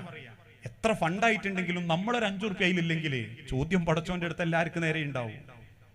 അതുകൊണ്ട് നമ്മളെ കയ്യിൽ എന്താണോ ഉള്ളത് അത് കൊടുക്കാൻ നമ്മൾ തയ്യാറാണെങ്കിലേ ഓരോ നാടും വികസനത്തിലേക്കും മാറ്റത്തിലേക്കും, ഇനി മഹല്ലാണെങ്കിൽ പോലും മഹല്ലാണെങ്കിൽ പോലും ഞാനൊക്കെ തമാശക്ക് പറയാറുണ്ട്, പള്ളിയിലെ ബാത്റൂമിൽ കയറിയിട്ട് കറ പിടിച്ച പാട്ട കാണുകയും ഒരു വക്ക് പൊട്ടിപ്പോയ പാട്ട കാണുകയും ചെയ്യുമ്പോൾ അടുത്ത ജനറൽ ബോഡിക്ക് കാത്തുക്കും. ഇതിന് ബാത്റൂമിലെ പാട്ടങ്ങൾ കണ്ടില്ലേ? 15 ഉറുപ്യ മതി മനുഷ്യ ഒന്നാടെ വാങ്ങിക്കൊണ്ടൊക്കെ. 15 ഉറുപ്യ മതി. ഉത്തരവാദിത്വം നിർവഹിക്കാത്ത കമ്മിറ്റിക്കാരനോട് പടച്ചോൻ വേറെ ചോദിക്കോട്ടെ. അവിടെ എന്റെ കടമ പടച്ചോനെ വരുന്നൊരാൾക്ക് അതൊരു ബുദ്ധിമുട്ടായി തോന്നരുത് എന്നാണെങ്കിൽ അങ്ങനെ ചിന്തിക്കുന്നവനാ. ഇക്കഴിഞ്ഞ ദിവസം ഒരു ചെറുപ്പക്കാരൻ സങ്കടത്തോടെ പറഞ്ഞു, യാത്രക്കിടയിൽ ഒരു പള്ളിയിലിറങ്ങി. ആ പള്ളിയിലിറങ്ങിയിട്ട് അയാൾ പറഞ്ഞു, എനിക്ക് മൂത്രമൊഴിക്കാനാ. രാവിലെ ക്ലീൻ ചെയ്തുകൊണ്ടിരിക്കുന്ന സമയം മൂത്രമൊഴിക്കാൻ ഞങ്ങൾ ഗേറ്റ് ഒന്ന് തുറക്കൂന്ന്. കൊന്നിട്ടാണെങ്കിലും ആ പള്ളിയിലുള്ള ആള് ഗേറ്റ് തുറന്നില്ല. അനുഭവ കഥയാ. ഗേറ്റ് തുറന്നു കൊടുക്കുന്നില്ല. ഇയാൾ പറഞ്ഞു, എനിക്ക് അത്ര അത്യാവശ്യങ്ങളൊന്ന് തുറക്കി. വേഗം അയാൾ അകത്ത് പോയിട്ട് അയാളെ പേസൊന്ന് 1 ഉറുപ്പ്യ എടുത്തുകൊണ്ടിട്ടുണ്ട്. താഴത്ത് ബസ് സ്റ്റാൻഡ് നിങ്ങൾ അവിടെ പോയിക്കൂടെ. നിങ്ങൾ ആലോചിച്ച് നോക്കൂ, ഇതൊരു പള്ളീന്റെ അവസ്ഥയൊന്നല്ല. അതൊക്കെ നിർവഹിക്കാനും അവരനെ സഹായിക്കാനും മറ്റുള്ളവർക്ക് സേവനം ചെയ്യാനൊന്നും മനസ്സില്ലെങ്കിലേ ഒരു അധികാരമൊന്നും ചോദിച്ചു വാങ്ങരുത് കേട്ടോ. അത് പള്ളി കമ്മിറ്റിയിലെ 15 അംഗത്തിൽ ഒരാളായാലും മതി പടച്ചോന്റെ അടുത്ത് ചോദ്യം ചെയ്യപ്പെടാൻ. അവ്വലുഹാ നിദാമത്തുൻ, നിങ്ങൾക്ക് കിട്ടുന്ന അധികാരേ നിന്യതയാ. നിങ്ങളെ നാണം കെടുത്താൻ നാട്ടുകാർ തലയിൽ വെച്ച് തന്നാ. ഒരാള് മനസ്സ് വെറുത്ത് വേദനിച്ചു പോയിട്ടുണ്ടെങ്കിൽ അള്ളാഹിനോട് നിങ്ങളൊക്കെ സമാധാനം പറയേണ്ടി വരും. അതുകൊണ്ടാ സഹോദരങ്ങളെ, നമ്മളെ കയ്യിൽ എന്താണോ ഉള്ളത് അത് അള്ളാഹുവിന്റെ മാർഗത്തിൽ. പണ്ടുകാലത്തൊക്കെ ഇന്ന് നിങ്ങൾ നോക്കൂ, കേരളത്തിൽ ഒരു വഖഫ് മന്ത്രി ഉണ്ട്, കോടിക്കണക്കിന് സ്വത്തുണ്ട്. ഒരു സുപ്രഭാതത്തിൽ ആകാശത്ത് നിന്ന് താഴത്തേക്ക് ഇട്ടെന്നാൽ അങ്ങനെ തന്നതാണോ അള്ളാഹുവിന്റെ വഖഫ് സ്വത്തുക്കള്? മുൻകാലഘട്ടത്തിൽ ജീവിച്ചിരുന്ന മഹാന്മാരായിരുന്ന നമ്മളെ മുൻഗാമികള് കോടിക്കണക്കിന് ഉറുപ്പ്യന്റെ മുതലുകളാ കേരളത്തിൽ അവരെ ഖബർ പ്രതീക്ഷിച്ചു കൊടുത്തുപോയത്. ആ മുതൽ തന്നെ ഇന്ന് പലർക്കും ഉള്ളൂ. ആ മുതലും പലരും ഉണ്ടാക്കുന്നതും. അതുകൊണ്ട് തന്നെ അവരൊക്കെ അള്ളാന്റെ സ്വർഗത്തിലേക്ക് പോകുമ്പോൾ പടച്ചോൻ തന്നത് ഒരു 10 ഉറുപ്പ്യാണെങ്കിൽ, ഒരു ചാക്ക് സിമെന്റിന്റെതാണെങ്കിൽ അതിന് നമ്മൾ വകുപ്പ് കണ്ടെത്തണം. ഒരിക്കൽ മദീന പള്ളിയിൽ നബി സല്ലല്ലാഹു അലൈഹി വസല്ലം മിമ്പറിങ്ങളിൽ ഇരുന്നു ആയത്ത് അവതരിച്ചു. റസൂലുള്ള സഹാബത്തിന്റെ മുഖത്ത് നോക്കി ചോദിച്ചു, സഹാബത്തെ, ആരുണ്ട് ഇസ്ലാമിന് കടം കൊടുക്കാൻ? വലതുഭാഗത്ത് അബൂബക്കർ റളിയല്ലാഹു അൻഹു ഇരിക്കുന്നുണ്ട്, ഇടതുഭാഗത്ത് ഉമർ റളിയല്ലാഹു അൻഹു ഇരിക്കുന്നുണ്ട്. രണ്ടുപേരും എഴുന്നേറ്റ് റസൂലുള്ളാന്റെ മുഖത്തേക്ക് നോക്കാതെ 2 ഭാഗത്തേക്ക് അങ്ങ് നടന്നു. അള്ളാഹുവിന്റെ ഹബീബിനും സഹാബത്തിനും അതൊരു വലിയ ഷോക്കായി. കാരണം എന്തെങ്കിലും ചോദിച്ചാൽ അവര് അളവ് പറയും, നബിയെ ഞാൻ ഇത്ര തരും. ഉമറും റളിയല്ലാഹു അൻഹു പറയും, നബിയെ ഞാൻ ഇത്ര തരും. കൊടുക്കാൻ സഹാബാക്കളെ കയ്യിലില്ല എന്ന് ഉറപ്പുള്ളത് കൊണ്ട് സഹാബാക്കളും വല്ലാതെ ഇങ്ങനെ വെപ്രാളപ്പെട്ട് നിൽക്കുക. രണ്ടാളും മിണ്ടാതെ പോയി. പിന്നീട് ഉമർ റളിയല്ലാഹു അൻഹു പറയുന്നുണ്ട്, ഞാൻ മിണ്ടാതെ പോകാനുള്ള കാരണം എന്നും ഞാൻ കൊടുക്കുന്നതിന്റെ അധികമായിരിക്കും അബൂബക്കർ റളിയല്ലാഹു അൻഹു കൊടുക്കുക. എന്നും കൂടുതലും കൊടുക്കുന്നത് അബൂബക്കർ സിദ്ദീഖ് ആയിരിക്കും. ഇപ്രാവശ്യം എനിക്ക് അബൂബക്കർ സിദ്ദീഖിനെ ഒന്ന് വെട്ടിക്കണം എന്ന് കരുതി ഞാൻ എന്റെ വീട്ടിൽ ചെന്ന് പകുതി സ്വത്തുക്കൾ എടുത്ത് റസൂലുള്ളാന്റെ അരികിലേക്ക് എത്തി. അള്ളാഹുവിന്റെ പ്രവാചകന്റെ സദസ്സിലേക്ക് ചെല്ലുമ്പോൾ റസൂലുള്ളയും തലകുനിച്ചിരിക്കുന്നുണ്ട്, അബൂബക്കർ റളിയല്ലാഹു അൻഹു തലകുനിച്ചിരിക്കുന്നുണ്ട്. തലകുനിച്ചിരിക്കുന്ന അബൂബക്കർ റളിയല്ലാഹു അൻഹുവിന്റെ അരികിൽ നിന്ന് തന്റെ പകുതി സ്വത്ത് റസൂലുള്ളാന്റെ കയ്യിലേക്ക് കൊടുക്കുമ്പോൾ സഹാബാക്കളും സിദ്ദീഖുൽ അക്ബറും കേൾക്കെ തന്നെ ഉമർ റളിയല്ലാഹു അൻഹു പറഞ്ഞു, റസൂലേ, ഉമറിന്റെ പകുതി സ്വത്ത് ഇസ്ലാമിന് ദാനമായി തന്നിരിക്കുന്നു. അള്ളാഹുവിന്റെ ഹബീബ് ഉമർ റളിയല്ലാഹു അൻഹുവിനോട് ആ സ്വത്ത് ഇങ്ങനെ വാങ്ങുമ്പം അറിയാണ്ട് അങ്ങ് കരഞ്ഞു. റസൂലുള്ള കരയുന്ന കണ്ടപ്പോൾ സഹാബത്തിനും ഉമർ റളിയല്ലാഹു അൻഹുവിനും വല്ലാത്തൊരു സങ്കടം. ഉമർ റളിയല്ലാഹു അൻഹു ചോദിക്കുന്നുണ്ട്, റസൂലേ, ഉമറിന്റെ ദാനധർമ്മത്തെ പറ്റി ആലോചിച്ചിട്ടാണോ നിങ്ങൾ കരയുന്നത്? റസൂൽ പറഞ്ഞു, അല്ല ഉമറേ. പിന്നെന്തിനാ നബിയെ നിങ്ങൾ കരഞ്ഞ്? അള്ളാഹുവിന്റെ പ്രവാചകൻ വിങ്ങിപ്പൊട്ടിയിട്ട് പറഞ്ഞു, ഉമർ, മക്കയിൽ അള്ളാഹുവിന്റെ തീരുമാനപ്രകാരം ഞാൻ ആദ്യമായി ദഅവത്തിനിറങ്ങുമ്പോ ശത്രുക്കളുടെ കൂർത്ത കരിങ്കല്ലിന്റെ കഷണങ്ങൾ എന്റെ നേരെ വരുമ്പോ എന്റെ മുന്നിൽ പരിച പോലെ നിന്ന ഒരു സുഹൃത്തുണ്ടായിരുന്നു എനിക്ക്.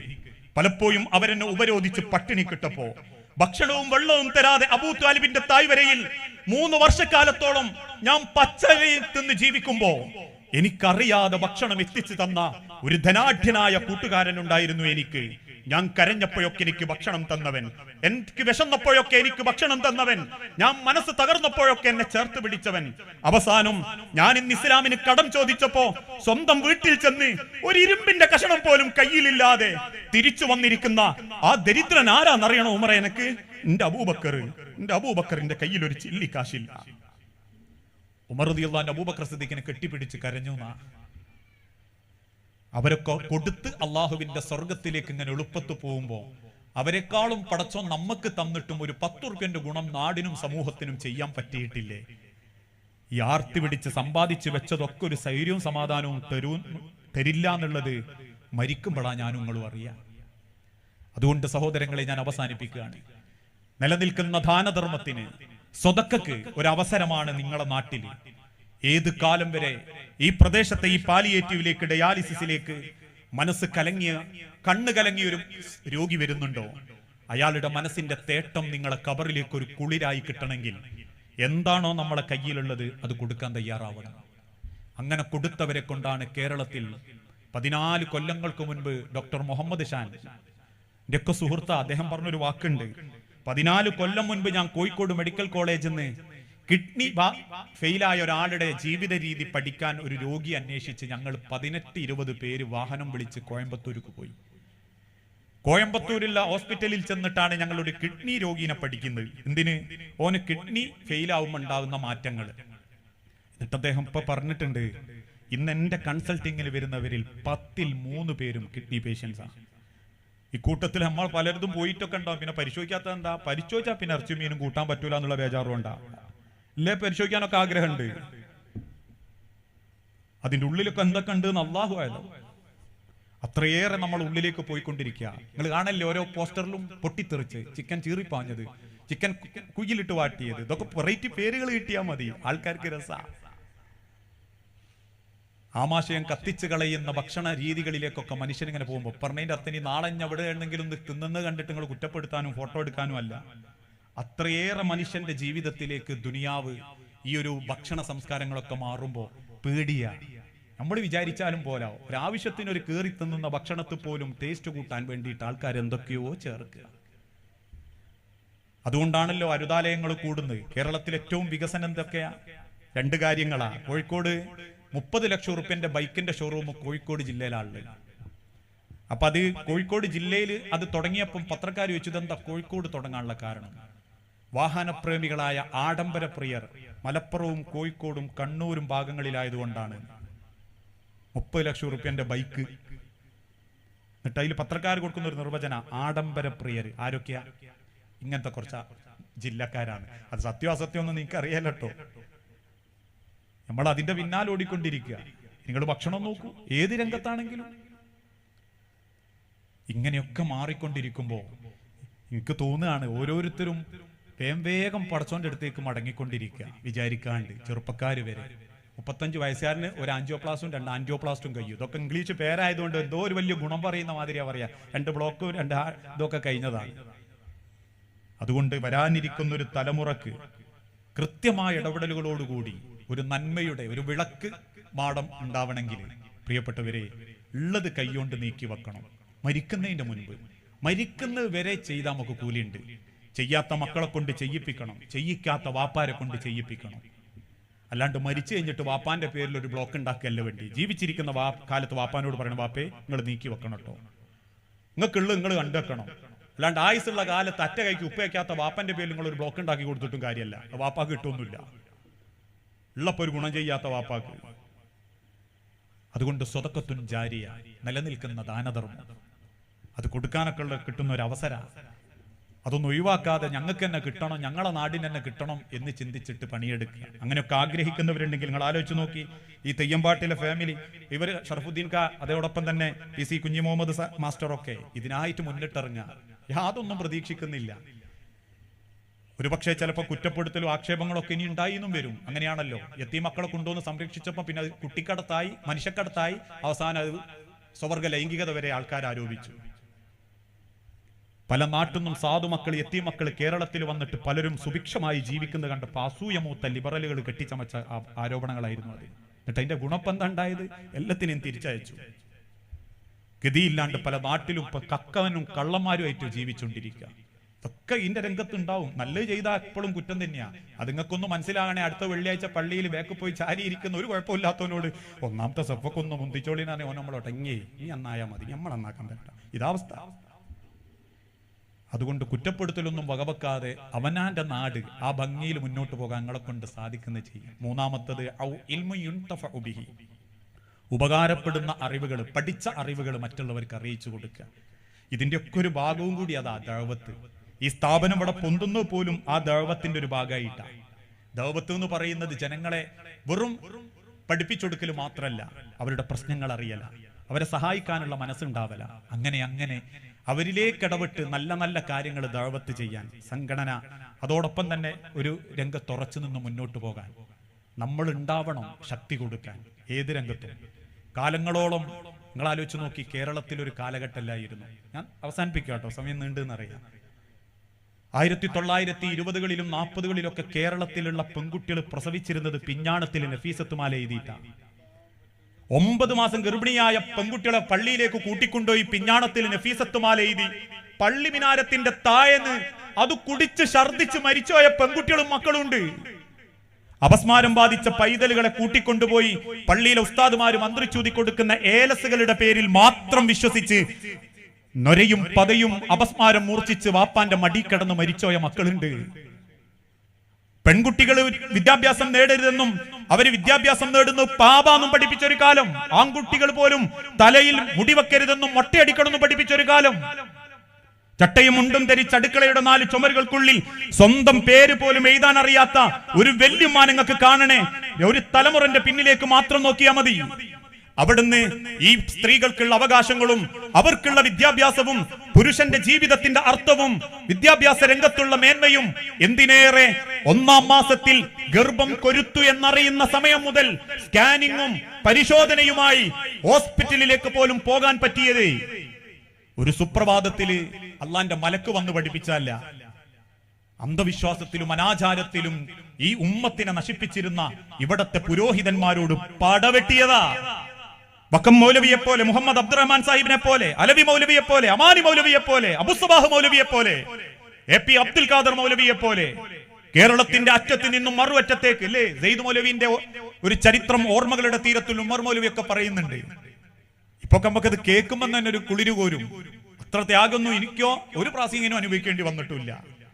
പട്ടാളപ്പള്ളിയിൽ നിന്ന് ജുമയെ നിസ്കരിച്ചിട്ട് വടകരക്ക് നടന്നു പോകുമ്പോ കൊയിലാണ്ടി കടപ്പുറത്തുനിന്ന് കുറച്ച് കച്ചവടക്കാർ പറഞ്ഞു, മൊയ്ലി നിങ്ങൾ ഇവിടെ ഒന്ന് പ്രസംഗിക്കണം.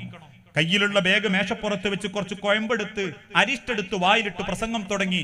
5-10 മിനിറ്റിന്റെ ഉള്ളിൽ ചീറിപ്പാഞ്ഞു വന്നൊരു കരിങ്കല്ല് കൊണ്ട് മുൻവശത്തെ പല്ലും ചുണ്ടും പൊട്ടി ചോരയൊലിക്കുന്ന മൗലവീനെ കണ്ടപ്പോ നാട്ടുകാരിൽ പലരും പതറി നിൽക്കുന്ന സമയത്ത് പോലും തന്റെ വായിലുള്ള തുപ്പലും പതയും നിലത്തേക്ക് തുപ്പി വീണ്ടും അരമണിക്കൂർ പ്രസംഗിച്ച് ബാഗും എടുത്തിട്ട് നടന്നുപോയി സെയ്ദ് മൗലവി. അവരൊക്കെ കണ്ട സ്വർഗവും സ്വപ്നവുമായിരുന്നു ഇന്ന് നമ്മൾ അനുഭവിക്കുന്ന സ്വാതന്ത്ര്യം. ഇനി വരാനിരിക്കുന്ന ഒരു തലമുറക്ക് വേണ്ടി നമ്മൾ എന്താ ചെയ്ത്? നമ്മളൊരു 10 സെന്റ് ചുറ്റും വേലി ഇങ്ങോട്ട് തിരിച്ചു, അതിനുള്ളിൽ ഒരു ചെറിയ ഗേറ്റും വെച്ചു, മൊസൈക്കിന്റെ തറ ഇട്ടു, കൈറ്റടുക്ക് കറുകപ്പുല്ല് വെച്ചു, റിമോട്ട് കൺട്രോൾഡ് ഗേറ്റ് വെച്ചു, അകത്തൊരു 55 ഇഞ്ചിന്റെ ടിവിയും വെച്ചു. ഈ ഉമ്മത്തിന് വേണ്ടി, നാടിനു വേണ്ടി എന്ത് ചെയ്യണം എന്ന് ചിന്തിക്കണം. അതുകൊണ്ട് സഹോദരങ്ങളെ, ഈ വരാനിരിക്കുന്ന ഒരു പാലിയേറ്റീവ് ഹോസ്പിറ്റലും സലഫി മസ്ജിദും ഡയാലിസിസ് സെന്ററും ഒക്കെ ഒരു നാടിന്റെ വെളിച്ചമാവട്ടെ, പുരോഗമനമാവട്ടെ, ആശ്വാസമാവട്ടെ, ഒരു കരുതലാവട്ടെ എന്ന് ആത്മാർത്ഥമായി പ്രാർത്ഥിച്ച് നിങ്ങളെ മനസ്സിൽ നിങ്ങൾ ഇപ്പൊ എടുക്കണം തീരുമാനം. കുറച്ച് അങ്ങോട്ട് പോയാൽ ശൈത്താൻ മാറ്റിക്കാളും. എന്തിനാ അപ്പൊ അങ്ങനെയൊക്കെ കൊടുക്കാൻ സമ്മതമല്ലേ അതിലെ വേദിമേല് എന്ന് തോന്നിപ്പിക്കും. അത് വേണ്ട. നിങ്ങൾക്കുള്ളത് നിങ്ങൾ കൊണ്ടുപോകാൻ നോക്കണം. ബാക്കിയുള്ളവർക്ക് കൊടുക്കുന്ന ആളുകൾ പല ഭാഗത്തും കൊടുത്ത് അവരവരുടെ ഭാഗം ക്ലിയർ ആക്കുമ്പോൾ എന്റെ നാട്ടില് ഞാൻ കിടക്കുന്ന മണ്ണില് എന്റെ പള്ളിപ്പറമ്പിലേക്ക് ഒരു കാലാരെങ്കിലും കൊണ്ടുവച്ചാൽ, ഒരു കാല് അടി വെക്കുമ്പോ ഈ നാട്ടിൽ നിന്ന് കിട്ടേണ്ട പുണ്യന്റെ കബർക്കും കിട്ടണമെന്ന് ചിന്തിക്കുന്ന ഒരു മനസ്സുണ്ടാവണം. അങ്ങനെയുള്ള നല്ല മനുഷ്യരാവാൻ, വിശ്വാസികളാവാൻ അള്ളാഹു നമുക്ക് ഓരോരുത്തർക്കും തൗഫീക്ക് നൽകി അനുഗ്രഹിക്കുമാറാകട്ടെ. അറിഞ്ഞും അറിയാതെയും ചെയ്തു കൂട്ടിയിട്ടുള്ള സർവ്വ പാപങ്ങളും പുറത്ത് റബ്ബിന്റെ സ്വർഗത്തിൽ ഇതേ രൂപത്തിൽ അള്ളാഹു നമ്മളെ ഒരുമിപ്പിച്ചു കൂട്ടുമാറാകട്ടെ. അള്ളാഹുവേ, പ്രാർത്ഥിക്കണമെന്ന് വസിയത്തായിട്ട് പറഞ്ഞ ചില പ്രാർത്ഥനകളുണ്ട്. മക്കളില്ലാതെ സങ്കടപ്പെടുന്ന ഇണകള്, മക്കളുണ്ടായിട്ട് മനസ്സ് വേദനിക്കുന്ന മാതാപിതാക്കള്, ഭാര്യാഭർത്താക്കന്മാര്, എല്ലാവരുടെയും ഹൃദയത്തിൽ മാറ്റം കൊടുത്ത്, ആശ്വാസം കൊടുത്ത്, മനസ്സമാധാനത്തോടെ ജീവിക്കാൻ ഓരോ കുടുംബങ്ങൾക്കും നീ തൗഫീക്ക് നൽകുകയും മക്കളെന്ന് അനുഗ്രഹം നൽകി കാരുണ്യം കാണിക്കുകയും ചെയ്യണമേ. അസുഖം ബാധിച്ച് പ്രയാസപ്പെടുന്ന ഒരുപാട് ആളുകളുണ്ട് റബ്ബേ. പേരറിയാത്ത സുക്കേടുകള്, വേദന തിന്ന് ജീവിക്കുന്നവര് നാഥ, എല്ലാം എളുപ്പം ശിഫ നൽകി എന്താണോ ഏറ്റവും ഹൈറ്, ആ ഹൈറായതിലേക്ക് ഓരോരുത്തർക്കും നീ ആശ്വാസം നൽകണമേ. റബ്ബനാ തഖബ്ബൽ മിന്നാ ഇന്നക അൻത സമീഉൽ അലീം. അല്ലാഹുമ്മ അജിർനാ മിനൻ നാർ, അല്ലാഹുമ്മ അജിർനാ മിനന്റെ നിലനിൽപ്പ് അവരുടെ ആരോഗ്യത്തിനും അത് നിലനിൽക്കാനും പരിശ്രമിക്കുന്നതിന് ദുനിയാവിലും ആഖിറത്തിലും കണക്കായിട്ടുള്ള കൂലി കിട്ടാനും അങ്ങനെയുള്ള ഇതിന്റെ ഭാരവാഹികൾക്ക് വേണ്ടിയിട്ടും നിങ്ങൾ പ്രാർത്ഥിക്കണം. എന്തെങ്കിലും ഉദ്ദേശിക്കുന്നുണ്ടെങ്കിൽ ഈ സദസ്സ് പിരിയുന്നതിന്റെ മുൻപ് തന്നെ ഒന്നെങ്കിൽ തെയ്യമ്പാട്ടിലെ ഷറഫുദ്ദീൻ കായോ കുഞ്ഞുമോ മാസ്റ്ററെയോ നിങ്ങൾ കണ്ട് വിവരം പറഞ്ഞാൽ അതൊരു വലിയ സന്തോഷമാവും. നിങ്ങളെ പിന്തുണയാണ് ഏത് കാര്യത്തിന്റെയും വലിയ വിജയം എന്ന് ഓർമ്മപ്പെടുത്തി വാക്കുകൾ എവിടെയെങ്കിലും അതിര് കടന്നു പോയിട്ടുണ്ടെങ്കിൽ, ഇഷ്ടപ്പെടാതിരുന്നിട്ടുണ്ടെങ്കിൽ പൊരുത്തപ്പെടുക. വസല്ലല്ലാഹു അലാ നബീന. അസ്സലാമു അലൈക്കും വറഹ്മത്തുള്ളാഹി.